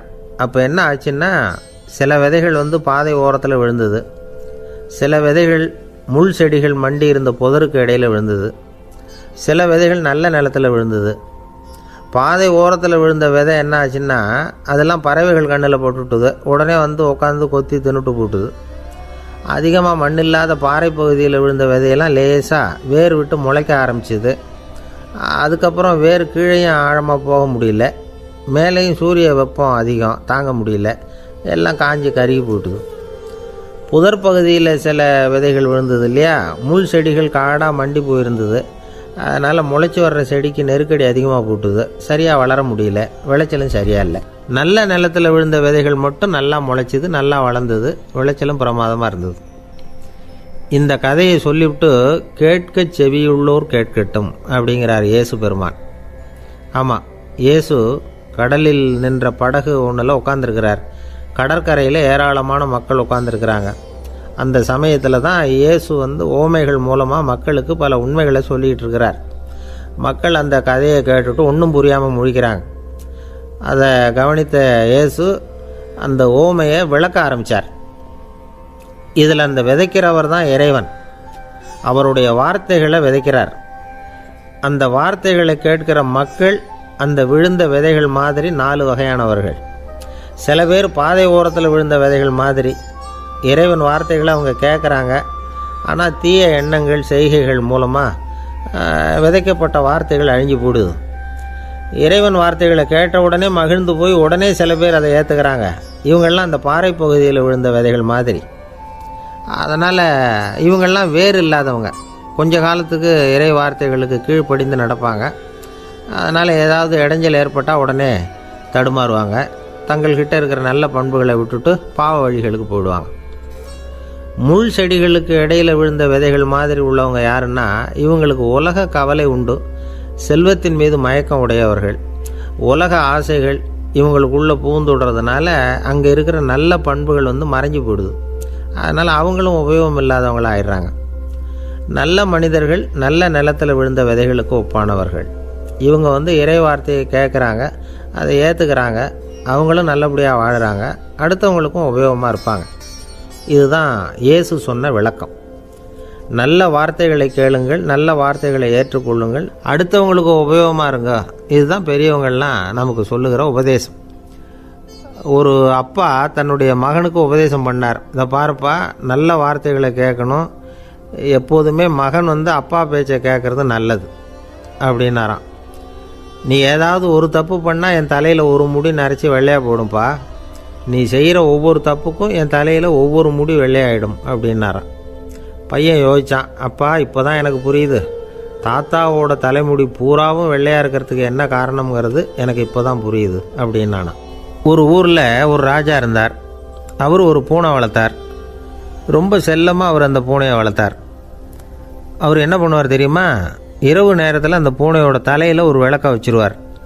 அந்த பூனை ரொம்ப ஜாக்கிரதையாக அந்த விளக்கு கீழே விழுந்துடாமல் பார்த்துக்கும்.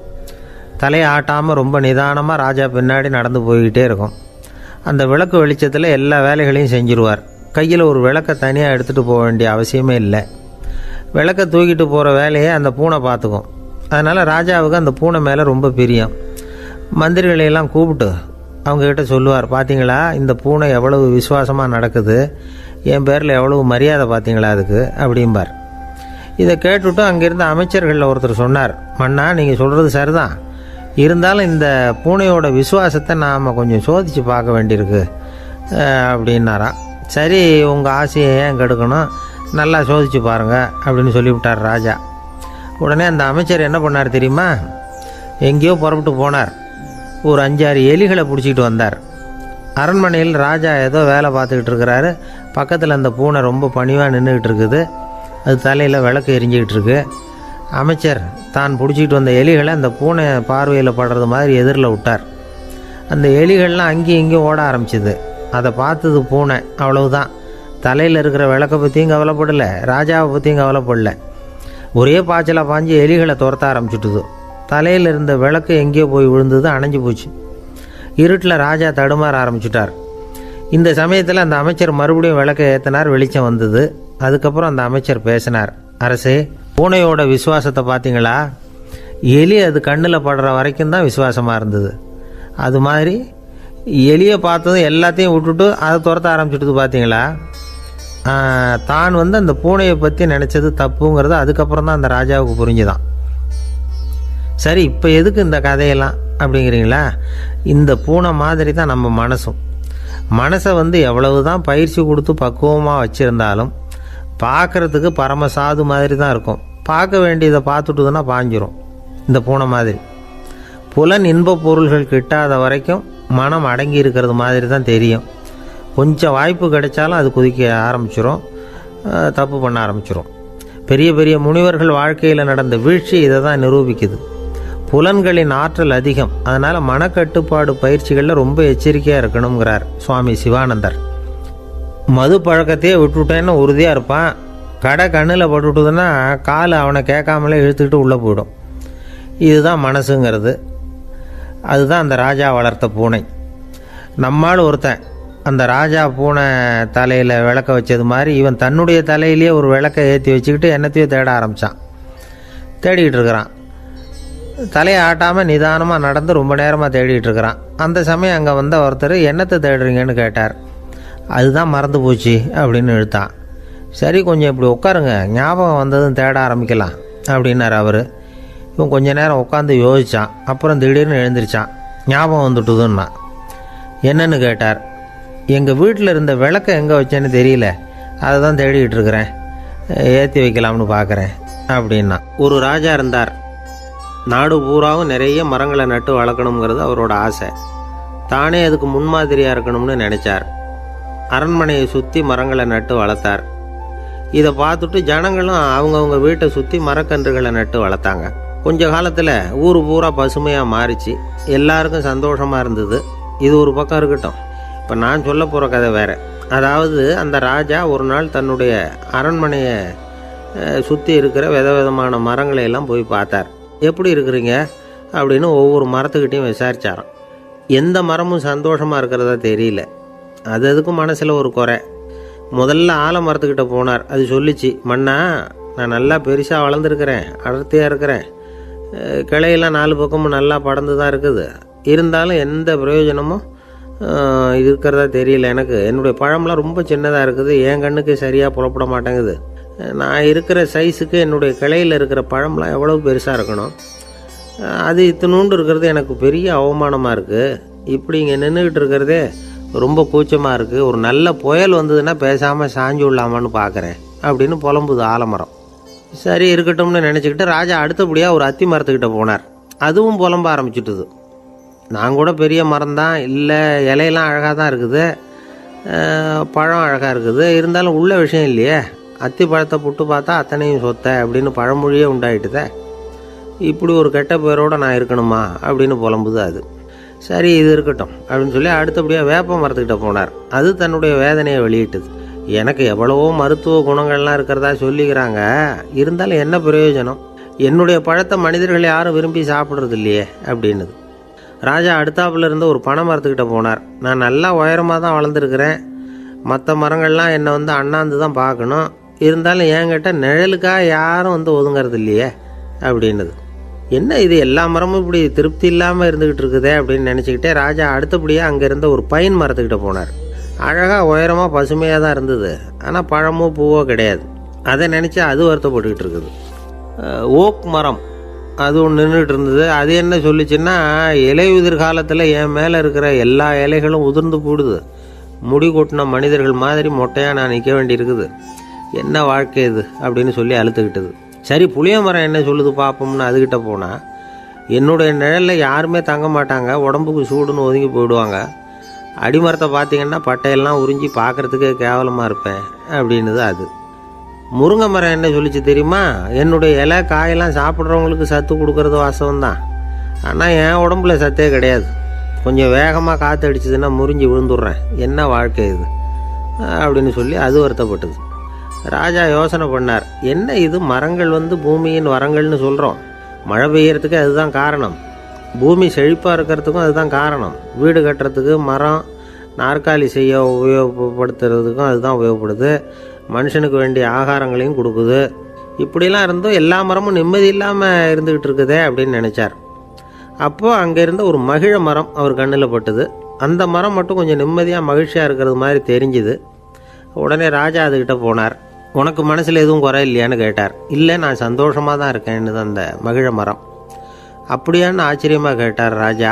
ஆமாம் மன்னா, இந்த இடத்துல நீங்கள் ஒரு முருங்கை மரத்தையோ வேப்ப மரத்தையோ கூட நட்டிருக்கலாம், ஆனால் இந்த இடத்துல நடுறதுக்கு என்ன தேர்ந்தெடுத்துருக்குறீங்க, அதுவே எனக்கு பெருமை, அதுவே எனக்கு திருப்தி அப்படின்னு தான் மகிழ மரம்.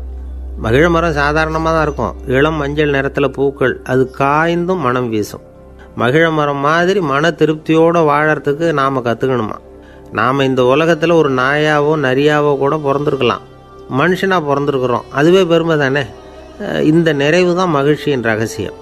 ஒரு பையன் அப்பா கிட்ட போய், அப்பா, நீங்கள் இந்த உலகத்தில் ஒரு மனுஷனாக பிறந்தது என்னோட அதிர்ஷ்டம் நானா. ஏண்டா அப்படி சொல்கிறேன்னு இருக்கார் அப்பா. நீங்கள் ஒரு கரடியாக பிறந்திருந்தா இந்நேரம் நானும் ஒரு கரடி குட்டியாக தானே இருந்திருப்பேன் அப்படின்னு நானா பையன். இந்த உலகத்தில் நாம் நல்லபடியாக இருக்கணும்னா அதுக்கு முக்கியமாக தேவைப்படுறது 2. ஒன்று செல்வம், இன்னொன்று அறிவு. சரி, இது 2ல் சிறந்தது எது அப்படின்னு ஒரு கேள்வி கேட்டால் என்ன பதில் சொல்கிறது? இதே கேள்வியை ஹஸ்ரத் அலி அவர்கள்கிட்ட கேட்டாங்களாம். அவர் ஒரு பெரிய அறிஞர். கேள்வி கேட்டவங்களும் சாதாரண ஆட்கள் இல்லை, இவங்களும் அறிஞர்கள். ஒரு நாள் ஹஸ்ரத் அலி அவர்கள்கிட்ட 10 அறிஞர்கள் வந்தாங்களாம். ஐயா, நாங்கள் 10 பேரும் உங்ககிட்ட ஒரே கேள்வியை தான் கேட்க வந்திருக்கிறோம், ஆனால் எங்கள் 10 பேருக்கும் நீங்கள் தனித்தனியாக பதில் சொல்ல முடியுமா அப்படின்னு கேட்டிருக்காங்க. அதாவது அவங்க ஒரே கேள்விக்கு இவர்கிட்ட இருந்து 10 விதமான பதில் எதிர்பார்க்குறாங்க. சரி கேளுங்க, என்ன கேள்வி அப்படின்னார் அவர். அப்போ தான் அவங்க கேட்டாங்களாம், செல்வம் அறிவு இது 2ல் சிறந்தது எது? இதுதான் கேள்வி. ஹஸ்ரத் அலி என்ன பண்ணார் தெரியுமா? அவங்கள ஒவ்வொருத்தராக கூப்பிட்டார், ஒவ்வொரு விதமான பதிலை சொல்லி அனுப்புனார். முதல்ல ஒருத்தரை கூப்பிட்டார், சொன்னார், அறிவுங்கிறது தீர்க்கதரிசிகள், ஞானிகள், மகான்கள் இவங்களோட பரம்பரை சொத்து. ஆனால் செல்வங்கிறது கொடுங்கோலரின் ஆயுதம், அதனால் அறிவு தான் சிறந்தது அப்படின்னார். 2வது ஆளை கூப்பிட்டார், உங்ககிட்ட செல்வம் இருந்தால் நீங்கள் தான் அதை காப்பாற்றணும், ஆனால் அறிவு உங்களை எப்பவும் காப்பாற்றும், ஆகவே அறிவு தான் சிறந்தது அப்படின்னார். 3வது ஆளை கூப்பிட்டார், செல்வந்தனுக்கு எப்போதும் விரோதிகள் அதிகம், ஆனால் அறிஞனுக்கு நண்பர்கள் அதிகம், அதனால் அறிவு தான் சிறந்ததுன்னார். அடுத்தவரை கூப்பிட்டார், செல்வம் அடுத்தவங்களுக்கு கொடுக்க கொடுக்க குறையும், ஆனால் கல்விங்கிறது அதிகரிச்சுக்கிட்டே வரும், கொடுக்கறதுனால குறையாது, அதனால் அறிவு தான் சிறந்ததுன்னார். இன்னொருத்தரை கூப்பிட்டார், அறிவுள்ளவன் எப்பவும் அதை அடுத்தவங்களுக்கு வாரி வழங்கிக்கிட்டே இருப்பான், அதனால் அவங்ககிட்ட தாராளத்தன்மை இருக்கும், ஆனால் செல்வந்தன்கிட்ட கஞ்சத்தனம் தான் இருக்கும், அதனால் அறிவு தான் சிறந்ததுன்னார். 6வது நபரை கூப்பிட்டார், செல்வத்தை கள்வர்கள் திருடிக்கிட்டு போக முடியும், ஆனால் அறிவை அப்படி திருடிக்கிட்டு போக முடியாது அப்படின்னார். 7வது நபரை கூப்பிட்டார், செல்வம் கால ஓட்டத்தில் அழிஞ்சிரும், ஆனால் அறிவை கால ஓட்டம் ஒன்றும் பண்ண முடியாது, ஆகவே அறிவே சிறந்ததுன்னார். 8வது ஆளை கூப்பிட்டு சொன்னார், செல்வத்துக்கு எப்பவும் எல்லை உண்டு, நிறை உண்டு, அளவு உண்டு, கணக்கு உண்டு, ஆனால் அறிவுக்கு அப்படிப்பட்ட எல்லை எதுவும் கிடையாது, அதனால் அதுதான் சிறந்ததுன்னார். அடுத்தவனை கூப்பிட்டார், செல்வம் உள்ளத்தில் உள்ள ஒளியை போக்கிவிடும், இருட்டை உண்டாக்கிவிடும், விரிந்த மனப்பான்மையை குறுகலாக்கிவிடும், ஆனால் அறிவு அப்படி இல்லை, இருண்ட உள்ளத்தில் ஒளியை பாய்ச்சி அதை விசாலப்படுத்துது, அதுதான் சிறந்ததுன்னார். கடைசியாக 10வது நபரை கூப்பிட்டார், செல்வம் மனசில் செருக்கை உண்டாக்குது, ஆணவத்தை ஏற்படுத்துது, அதனால் நானே கடவுள்னு நினைக்கிற அளவுக்கு மனுஷனை தாழ்த்தி விடுது, ஆனால் அறிவு பணிவையும் பண்பாட்டையும் வளர்க்குது, அதனால் அறிவு தான் சிறந்ததுன்னார். ஆக இப்படி 10 பேருக்கும் 10 விதமாக பதில் சொன்னது மூலமாக ஹஸ்ரத் அலி அவர்கள் அறிவு தான் செல்வத்தை விட சிறந்தது அப்படிங்கிறதுக்கு 10 காரணங்களை சுட்டி காட்டியிருக்கார். அந்த அறிஞர் 10 பேர் கேட்ட ஒரே கேள்விக்கு 10 பதில் சொன்னார். நமக்கு வேண்டிய ஒருத்தர் 10 பேர் கேட்ட கேள்விக்கு ஒரே பதில் சொல்லி சமாளித்தார். கேள்வி என்ன தெரியுமா? என்கிட்ட வாங்கின கடனை எப்போயா திருப்பி கொடுக்க போகிற? இதுதான் அந்த 10 பேரும் கேட்ட ஒரே கேள்வி. இந்த மாதம் 26ஆம் தேதி தந்துடுறேன் அப்படிங்கிற ஒரே பதில் சொல்லி அவ்வளவு பேரையும் இவர் அனுப்பி வச்சுட்டாராம். எல்லாரும் போனதுக்கப்புறம் இவரை தனியாக கூப்பிட்டு கேட்டிருக்கிறாங்க, அது என்ன சார் கணக்கு, 26ஆம் தேதி அன்னைக்கு என்ன அதிசயம் நடக்க போகுது அப்படின்னு கேட்டிருக்காங்க. அதிசயம் அன்னைக்கு இல்லை, அதுக்கு நாளே நடக்க போகுதுன்னாராம். விவரமாக சொல்லுங்கன்னு இருக்காங்க. வேறு ஒன்றும் இல்லைங்க, 26ஆம் தேதி தானே எல்லாரையும் வர சொல்லியிருக்கிறேன், அதுக்கு நாளே நான் புறப்பட்டு தலைமறைவாயிட போகிறேன் அப்படின்னாராம் ரொம்ப பெருமையாக. துருக்மேனியாவில் அஷ்காபாத் அப்படின்னு ஒரு நகரத்தில் ஒரு புவியியல் விஞ்ஞானி இருந்தார். அவர் ஒரு நாய்க்குட்டி வளர்த்தார். ஒரு நாள் முன்னிரவு நேரம் ஒரு மேஜைக்கு முன்னாடி உட்காந்து அந்த விஞ்ஞானி ஏதோ கணக்கு போட்டுக்கிட்டு இருக்கிறார்.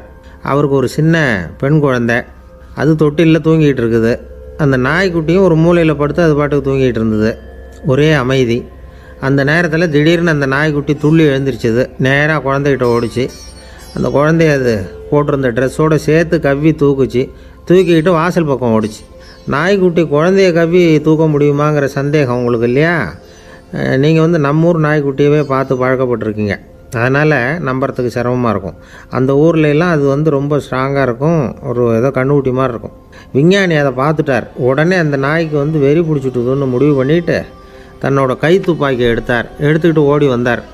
அவர் வெளியில் நாய்க்குட்டி எங்கே அப்படின்னு பார்த்து தேடுறார். அந்த நேரத்தில் அந்த வீடு இடிஞ்சு விழுது. காரணம் பூமி அதிர்ச்சி.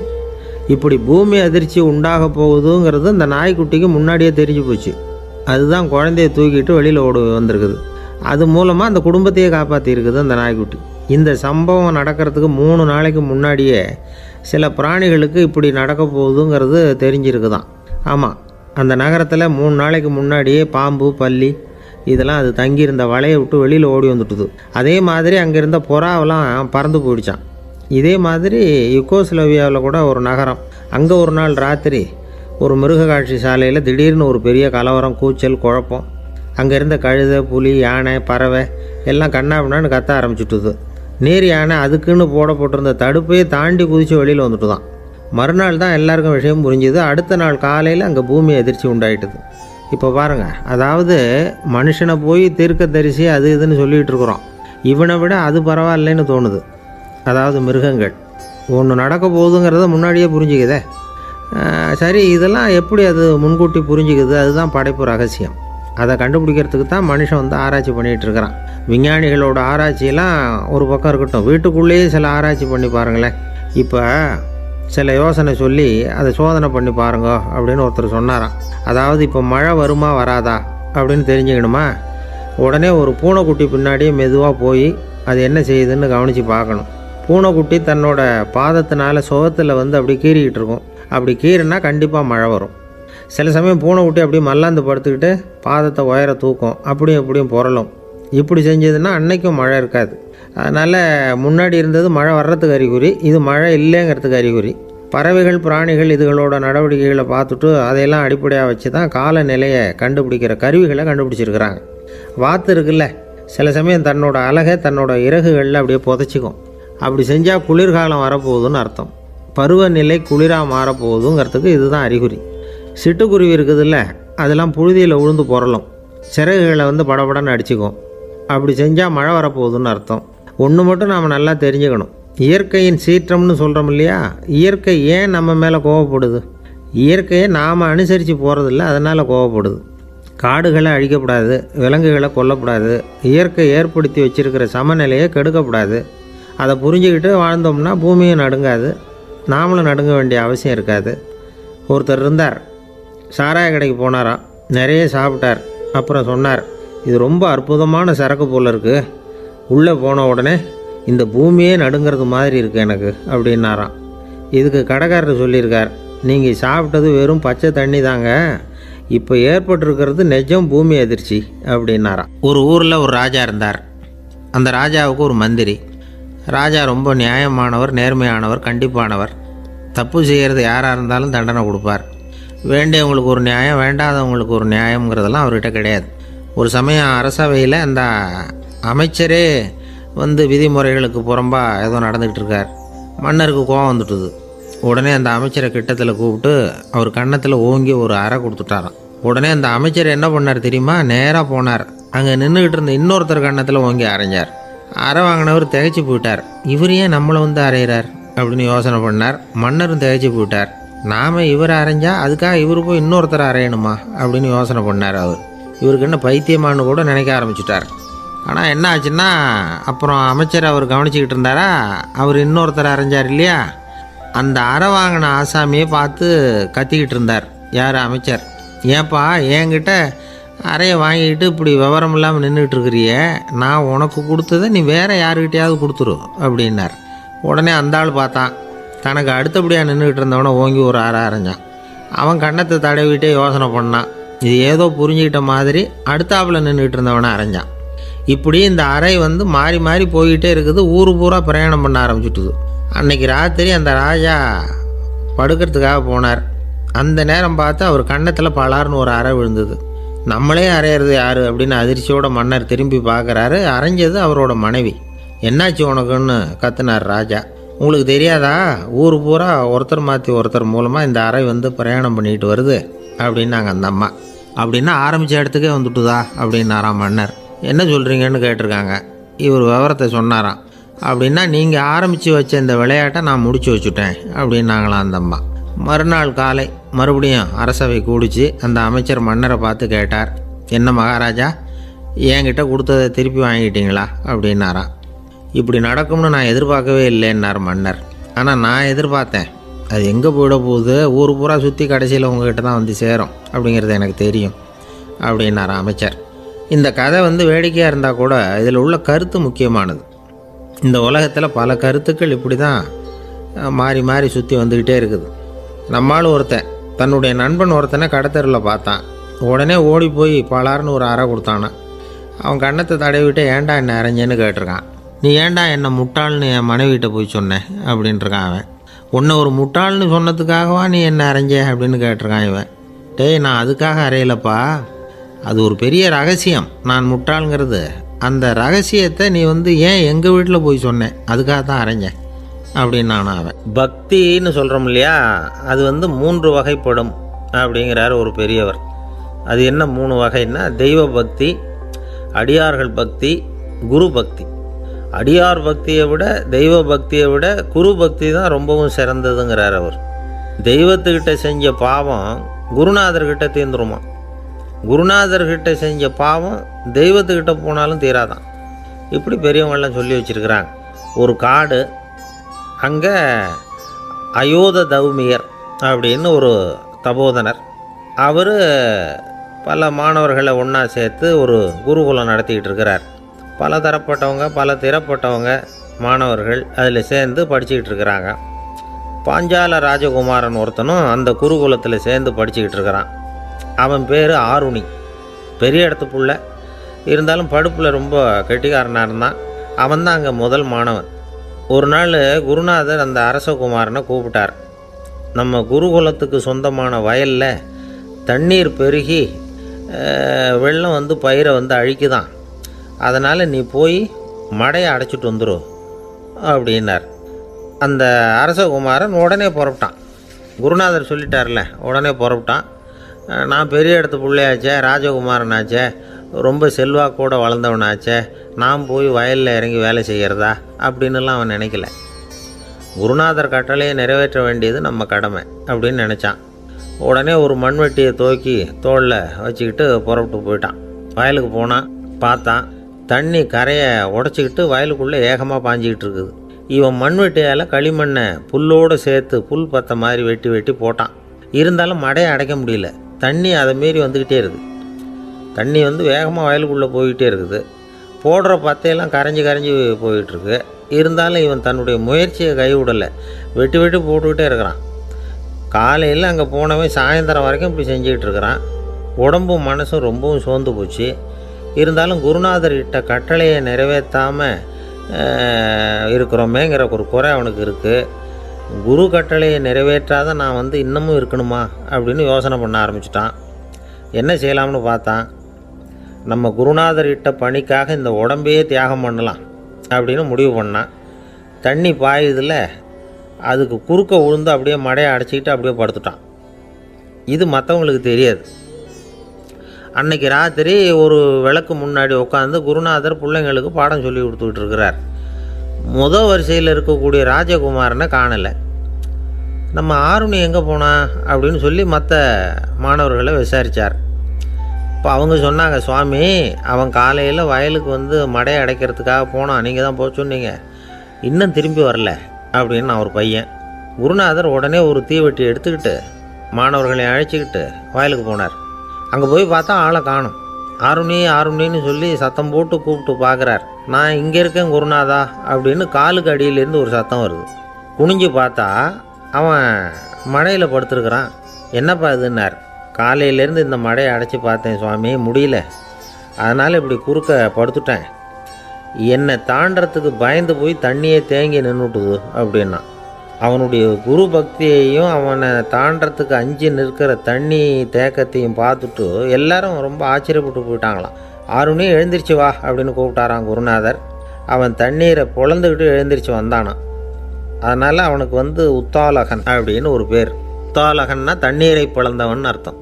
அந்த உத்தாலகன் மாதிரி இந்த காலத்து மாணவர்களுக்கும் குரு பக்தி வேணும் அப்படின்னு சொன்னோம் ஒரு பள்ளிக்கூடத்தில். உடனே நிறைய மாணவர்கள் எழுந்திரிச்சு நின்னாங்க. சார், நீங்கள் எங்களை இன்னமும் சரியாக புரிஞ்சுக்கலன்னு நினைக்கிறோம்.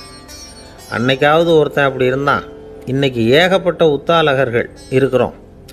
எங்கள் வாத்தியார் கட்டளை இட்டால் இப்போவே அது மாதிரி வயலுக்கு போய் மடையில் குறுக்கப்படுத்துக்கிறதுக்கு இந்த வகுப்பில் உள்ள அத்தனை பேரும் தயாராக இருக்கிறோம் அப்படின்னாங்க. அப்படியா அப்படின்னு சொல்லி கேட்டோம் ரொம்ப சந்தோஷமாக. ஒருத்தன் ரொம்ப அடக்கமாக எழுந்திரிச்சான். அப்புறம் சொன்னான், ஆமாம் சார், வகுப்பில் வந்து இவர் நடத்துகிற பாடத்தை கேட்டுக்கிட்டு இருக்கிறத விட பேசாமல் போய் மடையில் படுத்துடுறது ஒன்றும் கஷ்டமான காரியமாக இருக்காது. அதனால தான் எல்லோரும் அங்கே போகிறேன்னு சொல்கிறோம் அப்படிங்கிறான்.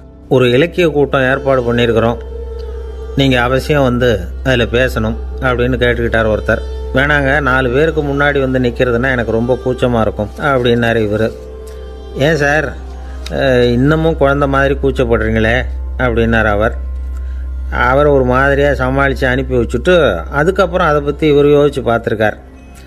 சில நிபுணர்கள் எழுதியிருக்கிறத படித்தும் பார்த்துருக்கிறார். மனோதத்துவ நிபுணர்கள் என்ன சொல்கிறாங்க தெரியுமா?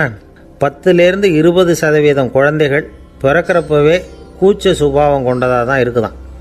ஒரு தாத்தா தன்னோட பேர பிள்ளைய ஆசையாக கூப்பிடுறார் விளையாட்டு காட்ட, அதை அழுதுகிட்டு ஓடி போகுது. ஒரு அம்மா தன்னோட பிள்ளைய பள்ளிக்கூடத்தில் சேர்க்கறதுக்காக கூப்பிட்டுக்கிட்டு போகிறாங்க. அந்த பிள்ளை அம்மாவோட முந்தானையில் ஒளிஞ்சிக்கிட்டு வெளில வரமாட்டேங்குது. இவங்களெல்லாம் எப்படி சமாளிக்கிறது? குழந்தைகளோட கூச்ச சுபாவத்தை போக்குறது எப்படி? இதுக்கு நிபுணர்கள் சில யோசனைகளை சொல்லியிருக்கிறாங்க. மற்றவங்களுக்கு முன்னாடி என் பையனுக்கு கூச்சம் ரொம்ப அதிகம் சார், மற்றவங்க பார்த்தா ரொம்ப வெக்கப்படுறான், இப்படி சொல்கிற அப்பாக்கள் உண்டு. என் பையன் புது மனுஷால பார்த்தா அட்டையாக ஒட்டிக்குவான் சார் அப்படின்னு சொல்கிற அப்பாக்களும் உண்டு. இப்படிலாம் குழந்தைகளுக்கு வந்து முத்திரை குத்துறது ரொம்ப தப்பான். புதுசாக யாராவது வீட்டுக்கு வந்தால் குழந்தை தானாக தன்னோட கூச்சத்தையும் பயத்தையும் போக்கிக்கிட்டு சகஜமாக மாறி வர்றதுக்கு வாய்ப்பு கொடுக்கணுமா. ஒரு கூட்டத்துக்கோ அல்லது சொந்தக்காரங்க கல்யாணத்துக்கோ குழந்தைய அழைச்சிட்டு போகிறீங்க, அங்கே போய் கட்டாயப்படுத்தி குழந்தைய மற்றவங்க கிட்ட பேச சொல்லக்கூடாது. சில சமயம் குழந்தை தானாக தன்னுடைய கூச்ச சுபாவத்தை விட்டு பேசுகிறதுக்கு முன் வந்தால் அதை பாராட்டணும். குழந்தை கலகலப்பு இல்லாமல் மௌனமாக இருந்ததுன்னா அதையும் கண்டுக்கக்கூடாது. குழந்தை பேச ஆரம்பித்தா அதை ஆர்வத்தோடு கவனிக்க தெரியணும்.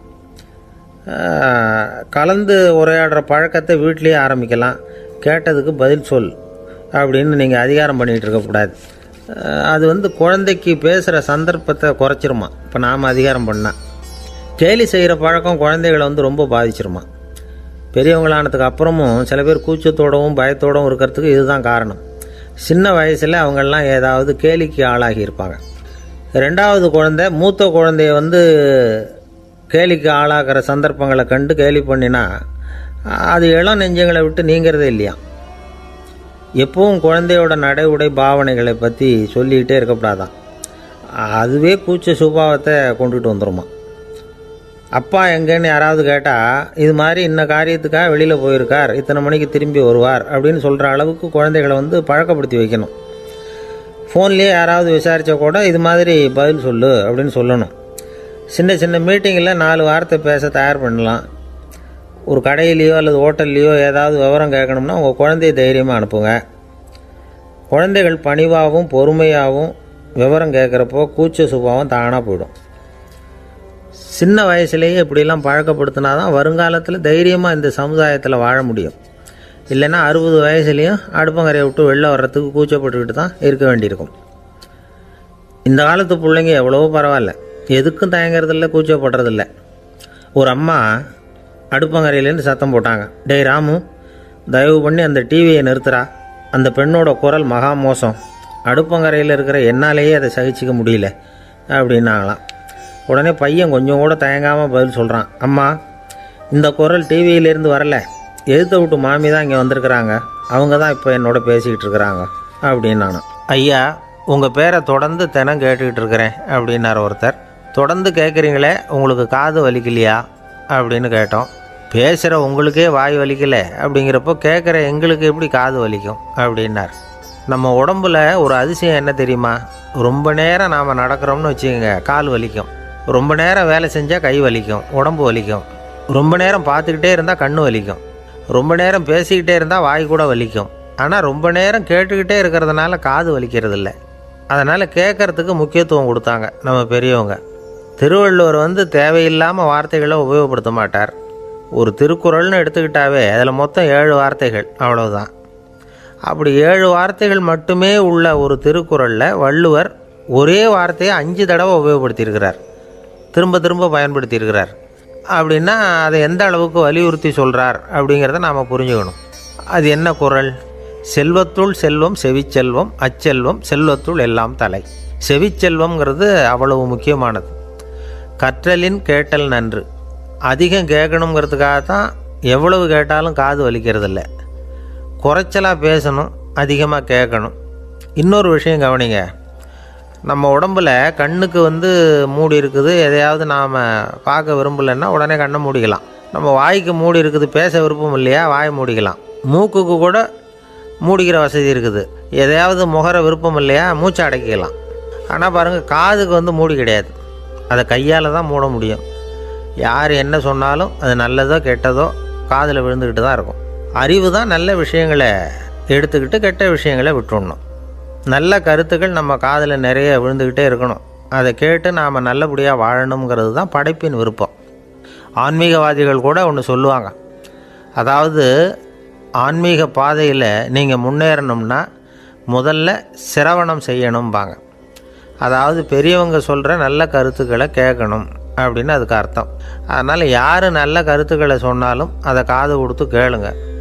இவ்வளவு கருத்துக்களையும் நம்ம நேயர் ஒருத்தர்கிட்ட சொல்லிகிட்டு இருந்தோம். அவரும் சரி சரின்னு தலையாடிக்கிட்டே இருந்தார். அப்புறம் சொன்னார், நீங்கள் சொல்கிறது சரிதான் சார், காதுக்கு மூடி இல்லைங்கிறது ரொம்ப சரி. அதனால தான் உங்கள் தகவல் கூட நாங்கள் விரும்புகிறோமோ இல்லையோ தினம் காதில் விழுந்துக்கிட்டு இருக்குது அப்படின்னார். எங்களுக்கு ரொம்ப பெருமையாக இருந்தது. அப்படியா அப்படின்னோம். ஆனாலும் என்ன மாதிரி சில பேர் நீங்கள் தகவல் சொல்கிற சமயத்தில் காதில் மூடி இல்லையேன்னு சொல்லி கவலைப்படுறதில்ல சார் அப்படின்னார். ஏன்னு கேட்டோம். காதை மூடுறதுக்கு தானே வசதி இல்லை, ரேடியோவை மூடுறதுக்கு வசதி இருக்குதுல்ல, அதனால் டக்குன்னு அதை மூடி வச்சுருவோம் அப்படின்னார். ஒரு காலத்தில் பிரஷ்யா அப்படின்னு ஒரு தேசம் இருந்தது. இப்போ ஜெர்மனி இருக்குல்ல, இதோட பெரும்பகுதி ஒரு காலத்தில் பிரஷ்யாங்கிற பேரில் இருந்தது. அப்போ அதுக்கு அரசராக இருந்தவர் மகா ஃப்ரெடரிக், அதாவது ஃப்ரெடரிக் தி கிரேட் அப்படின்னு சொல்லுவாங்க. அந்த ராஜாவுக்கு ஒரு சந்தேகம், நாம் பல வகையான வரிகளை விதித்து வசூல் பண்ணுறோம், அப்படி பண்ணி வருமானம் குறைஞ்சிக்கிட்டே போகுதே, இதுக்கு என்ன காரணமாக இருக்கும்? இதுதான் அவருக்கு ஏற்பட்ட சந்தேகம். ஒரு சமயம் அந்த அரசர் தம்முடைய அமைச்சர்களையும் பிரபுக்களையும் தளபதிகளையும் கூப்பிட்டு ஒரு விருந்து வச்சார். விருந்து முடிஞ்சதும் அவங்கள பார்த்து இந்த சந்தேகத்தை கேட்டார். வரிகள் அதிகமாக விதித்து வருமானம் குறையறதுக்கு என்ன காரணம் அப்படின்னு கேட்டார். பல பேருக்கு இதுக்கு சரியாக பதில் சொல்ல தெரியல. அனுபவசாலியான ஒரு தளபதி எழுந்திருச்சார். அரசே, அது எப்படிங்கிறத இப்போ உங்களுக்கு காட்டுறேன்னார். உடனே ஒரு பெரிய பனிக்கட்டி ஒன்றை தன்னுடைய கையில் எடுத்தார். அதை அப்படியும் எப்படியும் திருப்பி பார்த்தார். அப்புறம் அடுத்தவர்கிட்ட கொடுத்தார். அவரும் அதை அப்படியும் எப்படியும் திருப்பி பார்த்துட்டு அடுத்தபடியாக இருந்தவர்கிட்ட கொடுத்தார். இப்படியே இதை ஒவ்வொருத்தராக பார்த்துட்டு ஒவ்வொரு கையாக மாறி கடைசியில் மன்னர் கைக்கு போய் சேர்ந்தது. மன்னர் கைக்கு அந்த பனிக்கட்டி போய் சேர்ந்தப்போ அது கொஞ்சம் கொஞ்சமாக உருகி ஒரு பட்டாணி கடலை சைஸுக்கு ஆகிட்டுது. மன்னர் யோசனை பண்ணார், வரி அதிகமாக போட்டாலும் வந்து சேர்றது குறைவாக இருக்கிறதுக்கு என்ன காரணம் அப்படிங்கிறது அவருக்கு புரிஞ்சு போச்சு. காலம்தான் மாறிக்கிட்டு இருக்கே தவிர இந்த கையூட்டு வாங்குகிற பழக்கம் மாறினதாக தெரியல. இன்னொரு ராஜா இருந்தார். அவர் தன்னுடைய ராஜாங்கத்தில் லஞ்ச ஊழலே சுத்தமாக இருக்கக்கூடாது அப்படின்னு நினச்சார். அவர்கிட்ட பல்வேறு துறைகளுக்கும் பொறுப்பாக இருந்த பல பேரும் ரொம்ப சுத்தமாகவும் நேர்மையாகவும் இருந்தாங்க.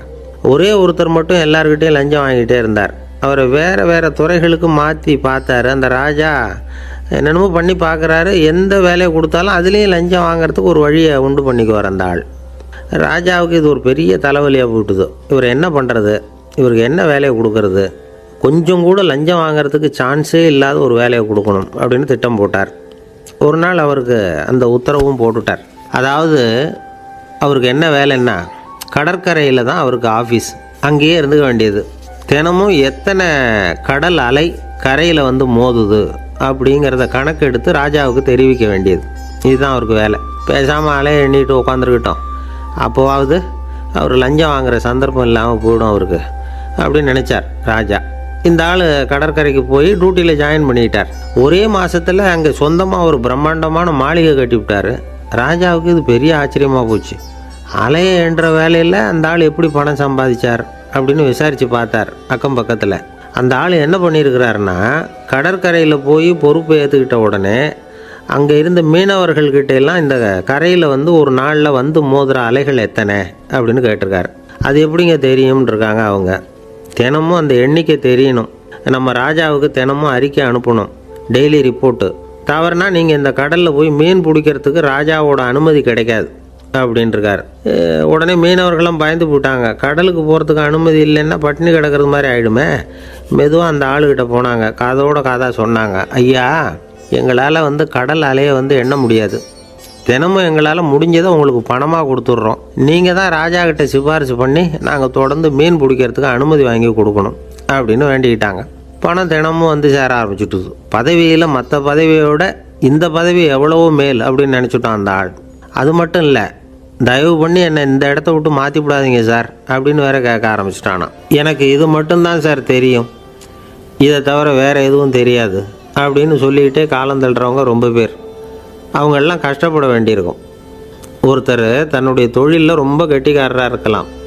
அதுக்காக எப்பவும் அதே ஞாபகத்தில் இருந்துக்கிட்டு உலகியல் அறிவு இல்லாமல் இருந்துடக்கூடாது. அது ஆபத்து. இதுக்காக நம்ம தாத்தா பாட்டிலாம் ஒரு கதை சொல்லுவாங்களே, கேள்விப்பட்டிருக்கீங்களா? ஒரு சமயம் ஒரு 4 பேர் சேர்ந்து வெளியூருக்கு பிரயாணம் போனாங்களாம். அந்த 4 பேர் எப்படி தெரியுமா? ஒருத்தர் வேதாந்தி, இன்னொருத்தர் சங்கீத வித்வான், 3வது ஆள் வைத்தியர், 4வது ஆள் ஜோசியர். இவங்க 4 பேரும் நண்பர்கள். அதனால் சேர்ந்து புறப்பட்டாங்க. வழியில் ஒரு ஊரில் தங்கினாங்க. இருட்டி போச்சு. அதனால் இன்றைக்கி ராத்திரி இங்கேயே தங்கி இருந்துட்டு நாளைக்கு புறப்படலாம் அப்படின்னு தீர்மானம் பண்ணாங்க. சாப்பாட்டுக்கு என்ன பண்ணுறது? அங்கேயே கடத்தெருவுக்கு போய் சாமான்லாம் வாங்கியாந்து சமைச்சு சாப்பிட்லாம்னு முடிவு பண்ணாங்க. 4 பேர் இருக்கிறதுனால ஆளுக்கு ஒரு காரியமாக செய்யலாம் அப்படின்னு வேலையை பிரிச்சுக்கிட்டாங்க. வைத்தியர் கரிகாய் வாங்க போனார், வேதாந்தி எண்ணெய் வாங்க போனார், ஜோசியர் பலசரக்கு வாங்க போனார், சங்கீத வித்வானுக்கு சமைக்கிற வேலை. எல்லாம் சரி. ஆனால் நடந்தது என்ன தெரியுமா? கடைத்தெருவுக்கு காய்கறி வாங்க போனார்ல வைத்தியர், அங்கே போய் மார்க்கெட்டில் பார்த்தார். ஒவ்வொரு கறிகாயாக எடுத்து பார்த்தார். இது பித்தம், உடம்புக்கு ஒத்துக்காது, இது வாயு, உடம்பு ஒத்துக்காது அப்படின்னு ஒவ்வொன்றா தள்ளினார். கடைசியில் ஒன்றுமே தேரல. வெறுங்கையோடு திரும்பி வந்துக்கிட்டு இருக்கிறார். எண்ணெய் வாங்க போனார் வேதாந்தி, அவர் ஒரு தொன்னையில் எண்ணெயை வாங்கினார். பேசாமல் அதை எடுத்துகிட்டு வர வேண்டியது தானே, முடியல. அவருடைய வேதாந்த மூளை சிந்திக்க ஆரம்பிச்சுட்டுது. இந்த தொன்னைக்கு எண்ணெய் ஆதாரமா அல்லது எண்ணெய்க்கு தொன்னை ஆதாரமா அப்படிங்கிற ஆராய்ச்சியில் இறங்கினார். என்னாச்சு தெரியுமா? அப்படி கவுத்து பார்த்தார். வாங்கின எண்ணெய் பூராவையும் வழியில் கொட்டிவிட்டு வெறும் தொன்னையோடு சேர்ந்தார். பலசரக்கு வாங்க போனார் ஜோசியர். அவர் ஒரு வழியில் பார்த்தாரு. வழியில் வந்தவங்களெல்லாம் அங்கங்கே ஒரு மரத்தடியில் உட்கார வச்சு அவங்களுக்கெல்லாம் ஆர்வம் சொல்ல ஆரம்பிச்சிட்டார். அப்படி ஒவ்வொருத்தராக சொல்லி முடிச்சுட்டு கடத்தருக்கு போய் சேர்ந்தார். இவர் அங்கே போய் சேர்றதுக்குள்ளே ரொம்ப நேரம் ஆகிட்டுது. கடையெல்லாம் பூட்டிவிட்டு போயிட்டாங்க. என்ன செய்கிறது? அவரும் வெறுங்கையோடு திரும்பி சேர்ந்தார். சரி, இவங்க கதை தான் இப்படி ஆச்சு.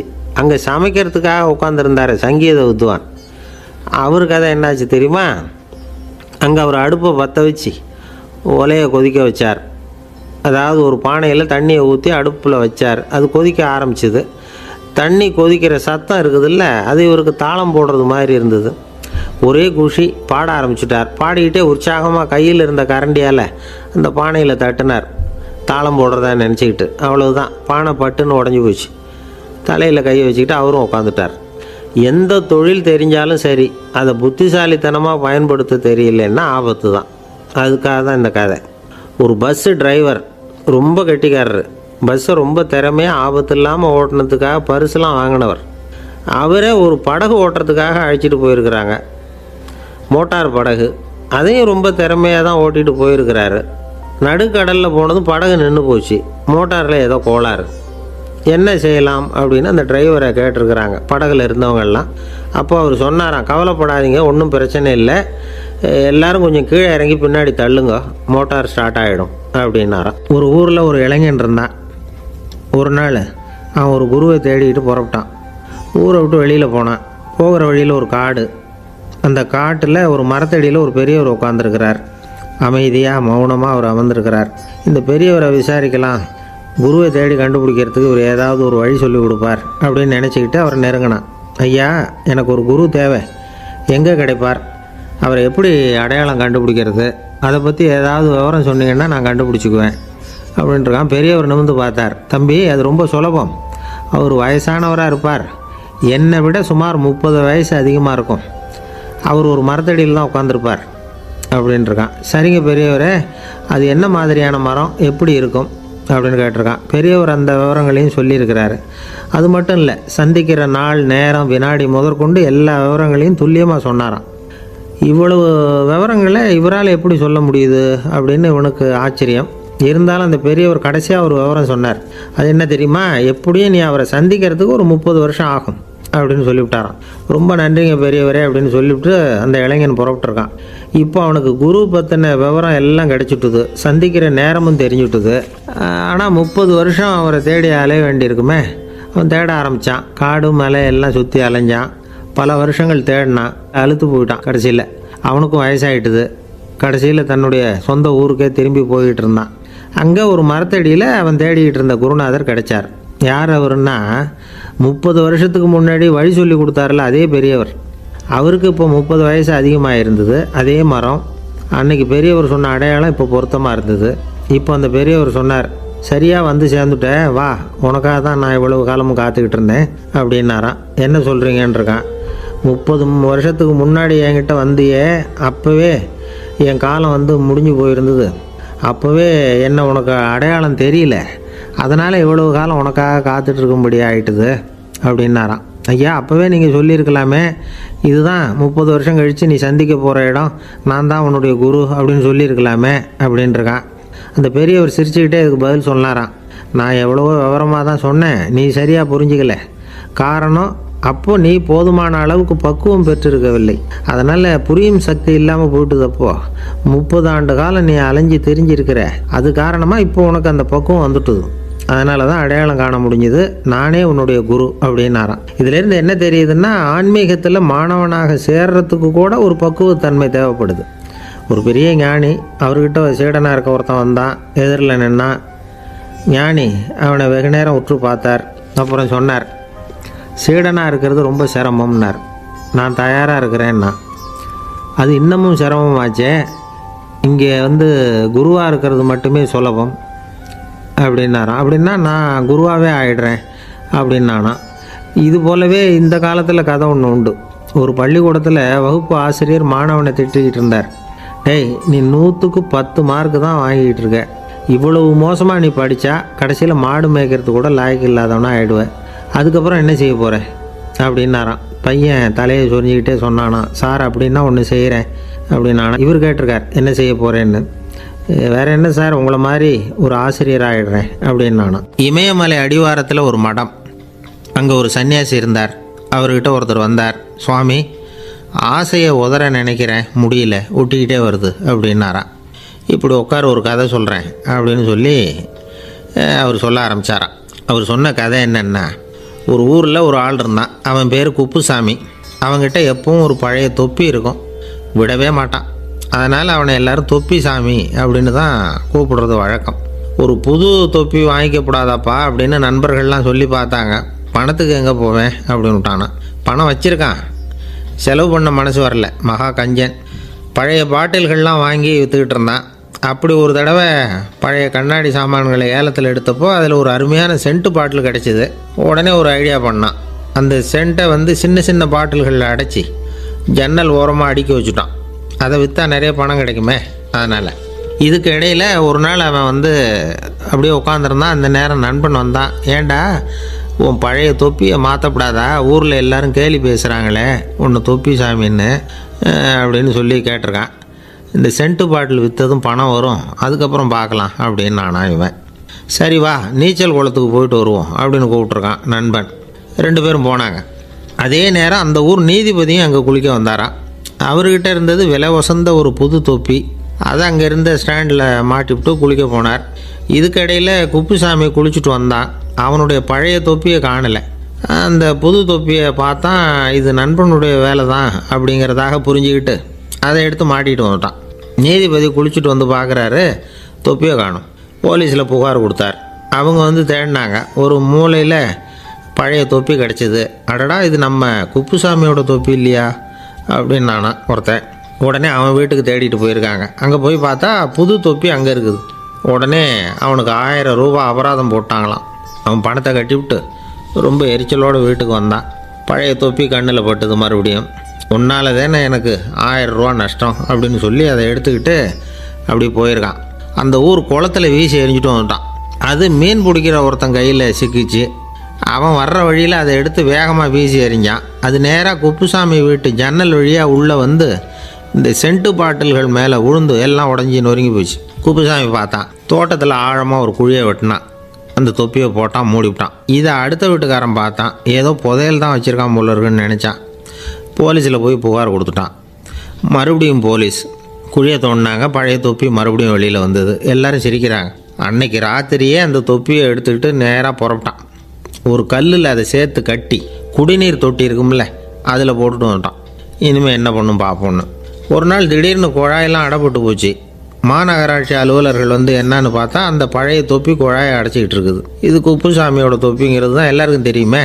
உடனே குடிநீரை வந்து பாழாக்கணத்துக்காக குப்புசாமிக்கு கோர்ட்டு 2500 ரூபா அபராதம் போட்டுவிட்டுது. அதையும் கட்டிவிட்டு வெளில வந்தான். கடைசியாக முடிவு பண்ணான். ஒரு நெருப்பு குச்சியை கிழிச்சான். தொப்பியை கொளுத்தினான். எரிஞ்சுது. எடுத்து வெளில எரிஞ்சான்.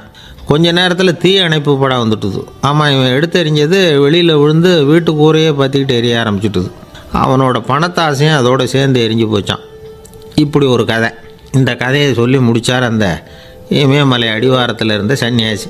இப்போ அந்த குப்புசாமி எங்கே இருக்கிறான்னு கேட்டார் எதிரில் இருந்தவர். இதோ உன் எதிரிலே இருக்கிறான், நான் தான் அந்த குப்புசாமி அப்படின்னாரான் அந்த சன்னியாசி. அந்த குப்புசாமி கிட்டே இருந்தது மாதிரி ஒரு பழைய தொப்பி நம்ம ஒவ்வொருத்தர்கிட்டையும் உண்டு. அதை எப்படி தொலைக்கிறதுன்னு தெரியாமல் தடுமாறிக்கிட்டு இருக்கிறோம். அது என்ன தொப்பிங்கிறீங்களா? அதுதான் நம்மை சூழ்ந்திருக்கிற மாயை அப்படிங்கிறார் சுவாமி சின்மயானந்தர். மெய்ஞானம் கிடைக்கிறப்போ மாயை வந்து எரிஞ்சு போகும் அப்படிங்கிறது அவருடைய கருத்து. நம்மால் ஒருத்தர் வேகமாக ஓடி வந்தார். காலில் மாட்டியிருந்த பழைய செருப்பு ரெண்டையும் ஆவேசமாக தூக்கி ஒரு கிணத்துல போட்டுட்டு வெறுங்காலோடு நடந்து வந்துக்கிட்டு இருக்கிறார். ஏன் அப்படி பண்ணீங்க அப்படின்னு கேட்டோம். அந்த செருப்புக்கு சொந்தக்காரன் வந்து பின்னாடி வந்துக்கிட்டு இருக்கிறான், அதனால் அப்படி பண்ணேன் அப்படிங்கிறார் இவர். காசியில் இருக்கிற கடவுள் காசி விஸ்வநாதர், அங்கே இருக்கிற தேவி காசி விசாலாட்சி. இவங்க 2 பேரும் ஒரு நாள் பேசிக்கிட்டு இருந்தப்போ கடவுள் சொன்னார், இந்த மனிதர்களை நாம் ரொம்பவும் நம்பிக்கையோடு தான் படைச்சிருக்கிறோம். இருந்தாலும் அவங்களுக்கு தான் நம்பிக்கை இல்லை, எதுலேயும் ஒரு உண்மையான நம்பிக்கை இல்லாமல் வாழ்ந்துக்கிட்டு இருக்கிறாங்க அப்படின்னார். என்ன அப்படி சொல்கிறீங்க? அதை பாருங்கள், எவ்வளவு பேர் காசியை தேடிட்டு வந்து கங்கையில் குளிச்சுக்கிட்டு இருக்கிறாங்க. அவங்களெலாம் நம்பிக்கை இல்லைன்னா இவ்வளவு தூரம் தேடிட்டு வந்து இங்கே குளிப்பாங்களா அப்படின்னு நாங்கள் தேவி. சரி, அதை சோதித்து பார்க்கலாம் அப்படின்னு 2 பேரும் முடிவு பண்ணிக்கிட்டாங்க. உடனே ஒரு திட்டம் போட்டாங்க. அது எப்படின்னா, நாம் 2 பேருமே பக்தர்கள் மாதிரி உருவத்தை மாற்றிக்கிட்டு கங்கை கரைக்கு போக வேண்டியது. நான் வந்து கங்கையில் இறங்கி குளிக்கிறேன். கொஞ்ச நேரத்தில் சுழலில் மாட்டிக்கிட்டது மாதிரி நடிக்கிறேன். நீ உடனே கரையிலிருந்து சத்தம் போடும். என்னோடய வீட்டுக்காரரை யாராவது காப்பாற்றுங்களேன்னு சத்தம் போடும். அதோடு இன்னொன்று சொல்லு, யாராவது ஒரு புண்ணிய ஆத்மா அவர்கிட்ட போய் அவருடைய முடியை பிடிச்சி இழுக்கணும். அப்படி ஒரு சாபம் இருக்குது எங்களுக்கு. புண்ணிய ஆத்மா, அதாவது எந்த பாவமும் செய்யாத இல்லாத ஒருத்தர் தான் அவரை காப்பாற்ற முடியும்.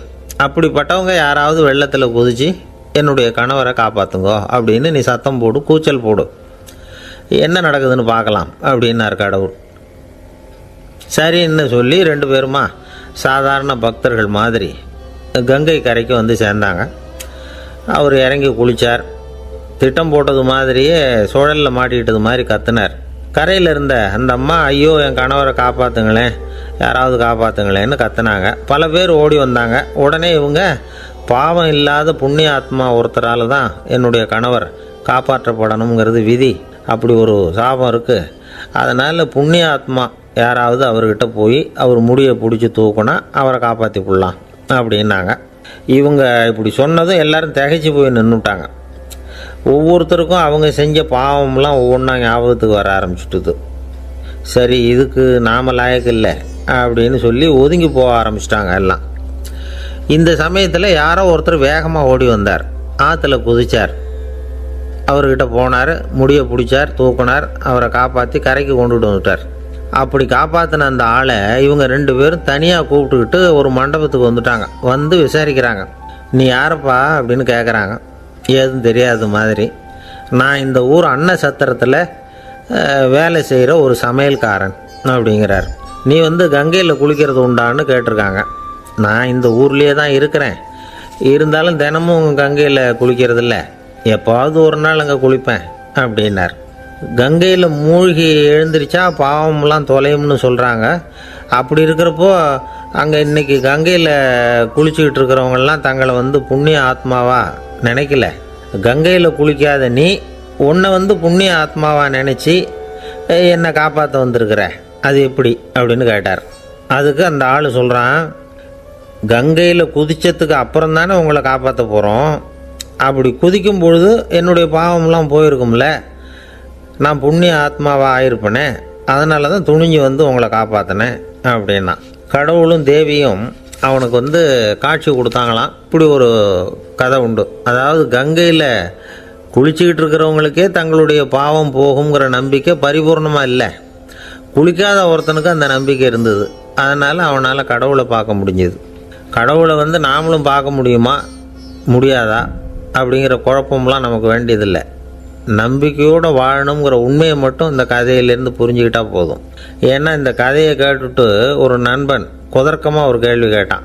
ஏன் சார், கங்கையில் குளித்தா பாவம் போயிடும்னு சொல்கிறீங்களே, நான் எனக்கு வேண்டாத ஒருத்தனை அழைச்சிட்டு போய் கங்கையிலேயே தள்ளி விட்டுட்டு அதுக்கப்புறம் அங்கேயே முழுக்க போட்டுட்டு நான் செஞ்ச பாவத்தை அதுலேயே கழுவி விட்டுட்டு மறுபடியும் உங்ககிட்ட வந்துடுறேன்னு வச்சுக்கோங்க, நீங்கள் என்னை புண்ணிய ஆத்மான்னு ஏற்றுக்குவீங்களா அப்படிங்கிறான்.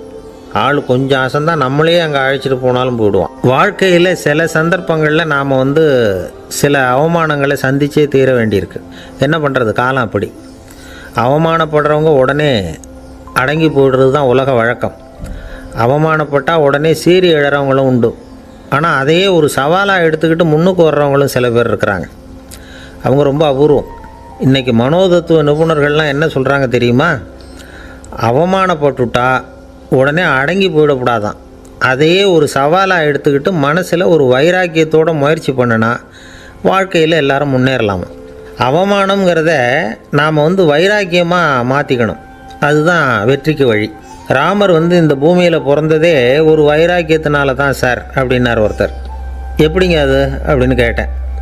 அவர் சொன்னார், தசரதருக்கு ராமர் குழந்தையாக பிறக்கணும், அப்போ தான் இங்கே இருக்கிற கஷ்டங்கள்லாம் நீங்கும் அப்படின்னு சர்வ லோகமும் எதிர்பார்த்துக்கிட்டு இருக்குது. ஆனால் அவர் எப்போ பிறப்பார் அப்படின்னு யாருக்கும் தெரியல. அந்த காரியம் சீக்கிரம் நடக்கணுமே, அதுக்கு என்ன பண்ணுறது? நாரதர் வந்தார் ஒரு நாள் தசரதரை தேடி. தசரதா, உனக்கு ஒரு செய்தி தெரியுமான்னு ஆரம்பித்தார். அவர் எப்பவும் இப்படித்தானே ஆரம்பிக்கிறது வழக்கம். என்ன விஷயம்னு கேட்டார் தசரதர். தசரதா, நீ அடிக்கடி உன்னோட தேரில் ஏறிக்கிட்டு தேவலோகத்துக்கு போகிற, அங்கே போகிற வர்ற எல்லாம் பண்ணிகிட்ருக்க, எல்லாம் சரி. தேவலோகத்துலேயும் உன்னை நல்லபடியாக தான் வரவேற்கிறாங்க. தேவேந்திரன் உன்னை பிரியமாக அழைச்சிட்டு போய் தன்னுடைய அரியாசனத்திலேயே தனக்கு பக்கத்திலேயே உட்கார வைக்கிறான். நீயும் சந்தோஷமாக உட்காந்து பேசிவிட்டு வந்துடுற. ஆனால் நீ இங்கே வந்ததுக்கு அப்புறம் அங்கே என்ன நடக்குது தெரியுமா உனக்கு அப்படின்னாரான் நாரதர். என்ன நடக்குது எனக்கு ஒன்றும் தெரியலையே அப்படின்னாரான் தசரதர். நாரதர்கிட்ட கிட்டத்தில் கேட்டிருக்கார், கொஞ்சம் சொல்லுங்கள் என்னது அப்படின்னு. அவர் நெருங்கி வந்தாரான் நாரதரும். மெதுவாக அவர் காதோட காதாக சொன்னாராம். அதாவது நம்ம பாஷையில் சொல்லப்போனால் பற்ற வைக்கிறார். நீ அங்கே தேவேந்திரங்கிட்ட உட்காந்து பேசிவிட்டு வந்த பிறகு நீ அங்கே உட்காந்துருந்த அரியாசனத்தை தண்ணி ஊற்றி கழுவி சுத்தப்படுத்துகிறாங்க. நீ என்ன அந்த அளவுக்கு சுத்தம் இல்லாத ஆளா, தினம் குளிக்காமையாக இருக்கிற அப்படின்னாராம். தசரதருக்கு இது ரொம்ப அவமானமாக போயிட்டுது. அப்படியே செய்கிறாங்க அப்படின்னாராம். ஆமாம், நீ வேணும்னா நான் சொல்கிறது உண்மையா இல்லையா அப்படின்னு சோதனை பண்ணி பார்த்துக்கோ அப்படின்னாரான் நாரதர். உடனே தசரதர் இதுக்காகவே புறப்பட்டு தேவலோகம் போனார். அங்கே வழக்கம் போலவே இவரை கூப்பிட்டு உட்கார வச்சு பேசிக்கிட்டு இருந்தான் தேவேந்திரன். கொஞ்ச நேரம் பேசிக்கிட்டு இருந்துட்டு சரி நான் கிளம்புறேன்னு புறப்பட்டார். சரி, அவனும் வாசல் வரைக்கும் வழி அனுப்பி வச்சுட்டு உள்ளே போயிட்டான். தசரதர் வெளியில் கொஞ்சம் நேரம் மறைஞ்சி இருந்துட்டு மெதுவாக உள்ளே எட்டி பார்த்தார் என்ன நடக்குதுன்னு. நாரதர் சொன்னது உண்மைதான். தசரதர் உட்காந்துருந்த ஆசனத்தை அங்கே 2 தேவர்கள் கழுவி சுத்தப்படுத்திக்கிட்டு இருக்கிறாங்க. தசரதரால் இதை தாங்கிக்க முடியல. அவருக்கு ரொம்ப அவமானமாக போச்சு. நேராக கிடுகிடுன்னு தேவேந்திரங்கிட்டே போனார். நான் உட்காந்துருந்த இருக்கையே சுத்தம் பண்ணுறியே, நான் என்ன அந்த அளவுக்கு பாவியா அப்படின்னு கேட்டார். ரொம்ப கோபமாக கேட்டார். தசரதரே, மனுஷனுக்கு 3 கடன்கள் உண்டு. தேவ கடன், ரிஷி கடன், பித்ரு கடன். இதை தீர்க்காதவன் பாவியாகிறான். இதில் மகனை பெறுவதால் தான் பித்திருக்கடன் தீரும். உனக்கு மகன் கிடையாது, அதனால் நீ பாவி ஆகிற. பாவி உட்கார்ந்துருந்த இடம்ங்கிறதுனால அதை சுத்தம் செய்ய வேண்டியது எங்கள் கடமை அப்படின்னு நானும் தேவேந்திரன். இந்த இடத்துல தசரதருக்கு ஏற்பட்ட அவமானம் ஒரு வைராக்கியமாக மாறிச்சு. தேவேந்திரனே கேட்டுக்கோ, ஒரு மகனை பெற்ற பிறகு தான் இந்த சபையில் மறுபடியும் அடி எடுத்து வைப்பேன் அப்படின்னு சொல்லிவிட்டு போயிட்டாராம். போய் புத்திர காமேஷ்டி யாகம் பண்ணார், புத்திரர்கள் பிறந்தார்கள். இந்த கதையில் உள்ள கருத்து என்னென்னா, தேவேந்திரன் தசரதரை அப்படி அவமானப்படுத்தலைன்னா அவருக்கு இப்படி ஒரு வைராக்கியம் பிறந்திருக்குமா? யோசித்து பார்க்கணும். நமக்கு ஏற்படுகிற சில அவமானங்களையும் வைராக்கியமாக மாற்றிக்குவோம். அப்படி மாற்றிக்கிட்டோம்னா வாழ்க்கையில் முன்னேறலாம். நம்ம ஆளுங்க சில பேர் அவமானத்தை வைராக்கியமாக மாற்றிக்கிறது எப்படி தெரியுமா? நம்மக்கிட்ட ஒரு பையன் சொன்னான், எங்கள் அப்பா என்னை எல்லாருக்கும் முன்னாடி வச்சு திட்டிவிட்டார், பொறுப்பு இல்லாமல் ஊர் சுற்றுறேன்னு சொல்லி அவமானப்படுத்தி விட்டார். இனிமேல் நீ என் முகத்திலேயே முழிக்காதரா போடான்னு வேறு சொல்லிவிட்டார். எனக்கு ரோஷம் வந்துட்டுது. அந்த அவமானத்தை வைராக்கியமாக மாற்றிக்கிட்டேன். அன்னையிலேருந்து அவர் முகத்திலேயே முழிக்கிறது இல்லை அப்படின்னா. அப்படியான்னு கேட்டோம். ஆமாங்க, அவர் வீட்டில் இல்லாத நேரமாக பார்த்து உள்ள சமையல் கட்டுக்கு போய் சாப்பிட்டுட்டு நைஸாக வெளியில் வந்துடுவேன் அப்படிங்கிறான் அவன். ஜவஹர்லால் நேரு பிரதமராக இருந்த சமயம் அவர் ஒரு தடவை சென்னைக்கு வந்திருக்கிறார். இங்கே சில முக்கிய நிகழ்ச்சிகளில் கலந்துக்கிறதுக்காக வந்திருந்தார். ஆளுநர் மாளிகையில் ஒரு நாள் ராத்திரி தங்கி மறுநாள் புதுடெல்லி புறப்படுறதாக ஏற்பாடு. நிகழ்ச்சியிலெல்லாம் முடிச்சுக்கிட்டு ஆளுநர் மாளிகையில் தங்கியிருக்கிறார். அன்றைக்கு இரவு படிக்கிறதுக்கு ஒரு முக்கியமான புத்தகம் அவருக்கு தேவைப்பட்டது. அந்த சமயத்தில் உலக அளவில் ஒரு முக்கியமான பொருளாதாரம் சம்பந்தமான ஒரு புத்தகம் வெளியாகி இருக்கிற விஷயம் அவருக்கு தெரியும். அந்த புத்தகம் மெட்ராஸுக்கு வந்திருக்குமா, அது இங்கே கிடைக்குமா அப்படின்னு விசாரிச்சிருக்கிறார் நேருஜி. அவர் இப்படி கேட்ட உடனே அங்கே இருந்தவங்கெல்லாம் ரொம்ப பரபரப்பாக செயல்பட ஆரம்பிச்சுட்டாங்க. முக்கியமான இடங்கள்ல எல்லாம் விசாரிச்சிருக்கிறாங்க அந்த புத்தகம் உங்கள்கிட்ட இருக்கான்னு. சென்னையில் உள்ள கன்னிமாரா நூல் நிலையத்துக்கு எப்படியும் அந்த புத்தகம் வந்திருக்கணும் அப்படின்னு ஒரு நம்பிக்கை. அங்கே விசாரித்தாங்க. அந்த புத்தகம் 2 நாளைக்கு முன்னாடி தான் அங்கே வந்திருக்குது அப்படிங்கிற விஷயம் தெரிஞ்சுது. உடனே எல்லோரும் அங்கே ஓடினாங்க. அவங்களுக்கு இன்னொரு சந்தேகம், புத்தகம் வந்திருக்கு சரி, அது இந்த சமயத்தில் வேறு யாரும் படிக்கிறதுக்கு எடுத்துகிட்டு போயிருக்கக்கூடாதே அப்படிங்கிற சந்தேகம் இருந்தாலும் மனசுக்குள்ளே ஒரு தைரியம். இப்படி ஒரு புத்தகம் வெளிவந்திருக்கிற விஷயமே நேருஜி சொல்லி தான் நமக்கே தெரியும். அதுவும் இல்லாமல் உலக பொருளாதாரம் சம்பந்தமான ஏதோ ஒரு புத்தகம் அது. அதை போய் இந்த நேரத்தில் அவ்வளவு ஆர்வமாக யார் எடுத்துகிட்டு போயிட போகிறாங்க அப்படிங்கிற தைரியம். இந்த தைரியத்தோடு அந்த நூல் நிலையத்துக்கு ஓடினாங்க. புத்தகத்தை தேடினா அது கிடைக்கல, யாரோ எடுத்துகிட்டு போயிருக்கிறாங்க. நேருவுக்கு மட்டுமே தெரிஞ்சிருந்த அந்த புத்தகம் பற்றின விஷயம் சென்னையில் வேற ஒருத்தருக்கும் தெரிஞ்சிருக்குது. உடனே எல்லாரும் பரபரப்பாக அந்த அதுக்குன்னு இருக்கிற ரிஜிஸ்டர் இருக்குல்ல, பதிவேடு, அதை புரட்டி பார்க்குறாங்க யார் எடுத்துகிட்டு போகிறாங்கன்னு தெரிஞ்சுக்கிறதுக்காக. எடுத்துகிட்டு போனவங்க அதில் கையெழுத்து போட்டிருப்பாங்கல்ல, அதை பார்த்து யாருன்னு தெரிஞ்சுக்கலாம் அப்படிங்கிறதுக்காக தான் அதை புரட்டுறாங்க. அதோ அந்த புத்தகத்தோட பேர் பக்கத்தில் அதை எடுத்துக்கிட்டு போனவங்க கையெழுத்து உத்து பார்க்குறாங்க எல்லாரும். அதில் போட்டிருக்குது பேர் CN அண்ணாதுரை அப்படின்னு எழுதியிருந்தது. அவர் தான் பேரறிஞர் அண்ணா. நேரு படிக்க விரும்பின ஒரு புத்தகத்தை அதே நேரம் படிக்க விரும்பின இன்னொரு தலைவர் இவர். படிக்கிறதுல அவருக்கு இருந்த ஆர்வத்தை நாம் தெரிஞ்சுக்கணும்னா அதுக்கு எவ்வளவோ சம்பவங்கள் இருக்குது. கடைசி காலத்தில் அவர் அடையாறு மருத்துவமனையில் படுத்திருக்கிறார். அவருக்கு ஒரு முக்கியமான அறுவை சிகிச்சை செய்ய வேண்டியிருக்குது அவசரமாக. அமெரிக்காவிலேருந்து டாக்டர் மில்லர் வந்திருக்கிறார். அவர்கிட்ட கேட்குறார், டாக்டர் நாளைக்கே அறுவை சிகிச்சை செய்ய போகிறீங்களா அப்படின்னு. ஆமாங்கிறார் டாக்டர் மில்லர். நாளைக்கு மறுநாள் செஞ்சுக்கிறேனே அப்படின்னாரான் அண்ணா. ஏன் ஏதாவது நாள் பார்க்குறீங்களான்னு கேட்டிருக்கார். இல்லை, ஒரு புத்தகத்தை படிச்சுக்கிட்டு இருக்கிறேன், அதை நாளைக்குள்ளே முடிச்சிருவேன், அதுக்கப்புறம் நான் இறந்தாலும் கவலை இல்லை அப்படின்னாரான் இவர். அவர் தான் அறிஞர் அண்ணா. சங்ககால நூல்கள்லேருந்து சமீபத்தில் வந்த நூல்கள் வரைக்கும் எல்லாம் அவர் படிச்சிருக்கிறார். ஒரு திருமண விழாவில் அவர் பேசும்பொழுது சொன்ன விஷயம் இது. சங்க காலத்தில் காதலியை மணக்க விரும்புகிறவனுக்கு அவனுடைய தந்தை வீர சோதனைகள்லாம் வைப்பார். போய் புலிப்பல் கொண்டுக்கிட்டு வா, அப்போ தான் என் பொண்ணை கொடுப்பேன் அப்படின்னு சொல்லுவார். காதலன் உடனே காட்டுக்கு போவான், ஒரு புலியை கொன்று அதனுடைய பல்லை கொண்டுக்கிட்டு வருவான். அதை வீர பதக்கத்தில் பதிச்சு அவனுக்கு மாமனார் சூட்டுவார் கல்யாண சமயத்தில். இப்போலாம் காதலன் கிட்ட அப்படி சொல்ல முடியாது. இப்போலாம் காதலன் கிட்ட காட்டுக்கு போய் புலிப்பல் கொண்டுக்கிட்டு வான்னு யாராவது சொன்னால் புலி தான் மாப்பிள்ளையாக வந்து சேரும் அப்படின்னார். ஒரு கடைக்கு போனேன், 5 ரூபா பணத்தை எடுத்து கொடுத்தேன். ஒரு தினசரி பத்திரிகையை கேட்டேன். அவர் உடனே அங்கே அடுக்கி வச்சுருந்த பத்திரிகையில் ஒன்று எடுத்து என் கையில் கொடுத்தார். வாங்கிக்கிட்டேன். மீதி பணத்தை எடுத்தார். அதையும் என் கையில் கொடுக்கணும்ல, கொடுக்கல. எதிரில் இருந்த பலகையில் வச்சு எடுத்துக்க சொன்னார். எப்போவும் அவர் அப்படி தான் பண்ணுவார். நானும் எடுத்துக்கிட்டு வந்துடுவேன். இவர் ஏன் இப்படி பண்ணுறாருங்கிறது எனக்கு ரொம்ப நாளாக ஒரு சந்தேகம். ஒரு நாள் அவர்கிட்டயே இதை கேட்டுவிட்டேன். ஏங்க, நீங்கள் உங்கள் கடைக்கு வந்து பொருள்கள் வாங்குறவங்களுக்கு நீங்கள் பாக்கி சில்லறையை கொடுக்குறப்போ பலகையில் வச்சு விட்றீங்க, கையில் கொடுக்க மாட்டேங்கிறீங்களே, ஏன் அப்படின்னு கேட்டேன். காசை கையில் கொடுத்தா நம்மக்கிட்ட இருக்கிற லட்சுமி போயிடுவா சார் அப்படின்னார். அதாவது பணம் செலவாயிடும் அப்படின்னு அர்த்தமா. இன்னொரு நண்பர், அவர் ஒரு நாள் வழக்கத்துக்கு மாறாக ரொம்ப சோகமாக உட்காந்துருக்கிறார். ஏங்க என்னாச்சு, ஏன் இப்படி கப்பலே கவிழ்ந்தது மாதிரி உட்காந்துருக்குறீங்க அப்படின்னு கேட்டேன். கப்பலே கவிழ்ந்திருந்தா கூட நான் இப்படி கவலைப்பட மாட்டேன் சார், வேறு ஒன்று நடந்து போச்சுன்னார். என்னன்னு கேட்டேன். என் உச்சந்தலையில் பல்லி ஒன்று விழுந்துட்டுதுன்னார். அதுக்காகவா இப்படி அப்படின்னு ஆச்சரியப்பட்டேன். ஆமாங்க, பல்லி உச்சந்தலையில் விழுந்தால் பலன் என்னன்னு பஞ்சாங்கத்தில் பார்த்தேன், மரணம்னு போட்டிருக்கு அப்படின்னு சொல்லிவிட்டு அவர் தொடர்ந்து கவலைப்பட ஆரம்பிச்சிட்டார். இப்படியும் ஒருத்தர், என் கூட வேலை பார்க்குற ஒருத்தர் எப்படி தெரியுமா, தினமும் வலது காலை வச்சு தான் ஆஃபீஸுக்கு உள்ளே நுழைவார். என்னைக்காவது தவறுதலாக இடது காலை வச்சு உள்ளே வந்துட்டார்னா அன்னைக்கு பூரா மனசு சங்கடப்படுவார். எந்த வேலையும் சரியாக ஓடாது. கேரம் போர்டு ஆடுற ஒருத்தர் எப்போ ஆட உட்காந்தாலும் ஸ்ட்ரைக்கரை கை தவறி கீழே விழுற மாதிரி பண்ணி அதுக்கப்புறம் அதை எடுத்துக்கிட்டு ஆட உட்காருவார்.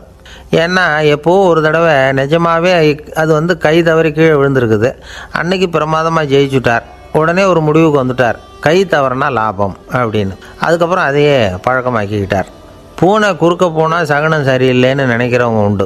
ஆனால் ஒருத்தர் எப்படி தெரியுமா, அவர் வெளியில் கிளம்புற சமயம் பக்கத்து வீட்டு ரேடியோவில் மியாவ் மியாவ் பூனை குட்டின்னு பாட்டு சத்தம் கேட்டால் கூட போதும், சகனம் சரியில்லைன்னு பிரயாணத்தை கேன்சல் பண்ணிவிடுவார்.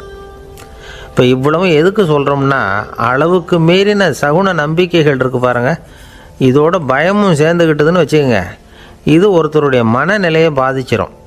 இது வந்து உளவியல் நிபுணர்கள் சொல்கிற கருத்து. வாழ்க்கையே தடுமாற வச்சிரும். பாதுகாப்பு இல்லாத உணர்வு, ஒரு விதமான டிப்ரெஷன் மனநிலை, இதெல்லாம் தான் இதுக்கு காரணமாக அமையலாம்.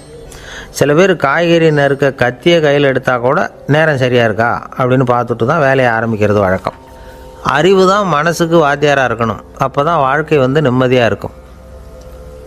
அறிவு வந்து மனசு சொல்கிறபடியெல்லாம் கேட்க ஆரம்பிச்சுட்டுதுன்னா இடைஞ்சல் தான். ஒருத்தருக்கு 7ஆம் நம்பர் தான் ராசியான நம்பரான். 7ஆம் தேதி தான் எந்த காரியத்தையும் ஆரம்பிப்பாராம். 7 எழுத்து வர்றது மாதிரி பேரை மாற்றி வச்சுக்கிட்டார். 7 மணிக்கு தான் தினமும் எழுந்திருப்பார். 7ஆம் நம்பர் வீட்டில் தான் குடியிருக்கார். கல்யாணம் கூட 7ஆம் தேதி தான் பண்ணிக்கிட்டார். அவர் ஒரு நாள் குதிரை பந்தயத்துக்கு போனாராம். குதிரையோட பேரையெல்லாம் பார்த்தார். ஒரு குதிரையோட பேர் 7 எழுத்தில் அமைஞ்சிருந்தது. 7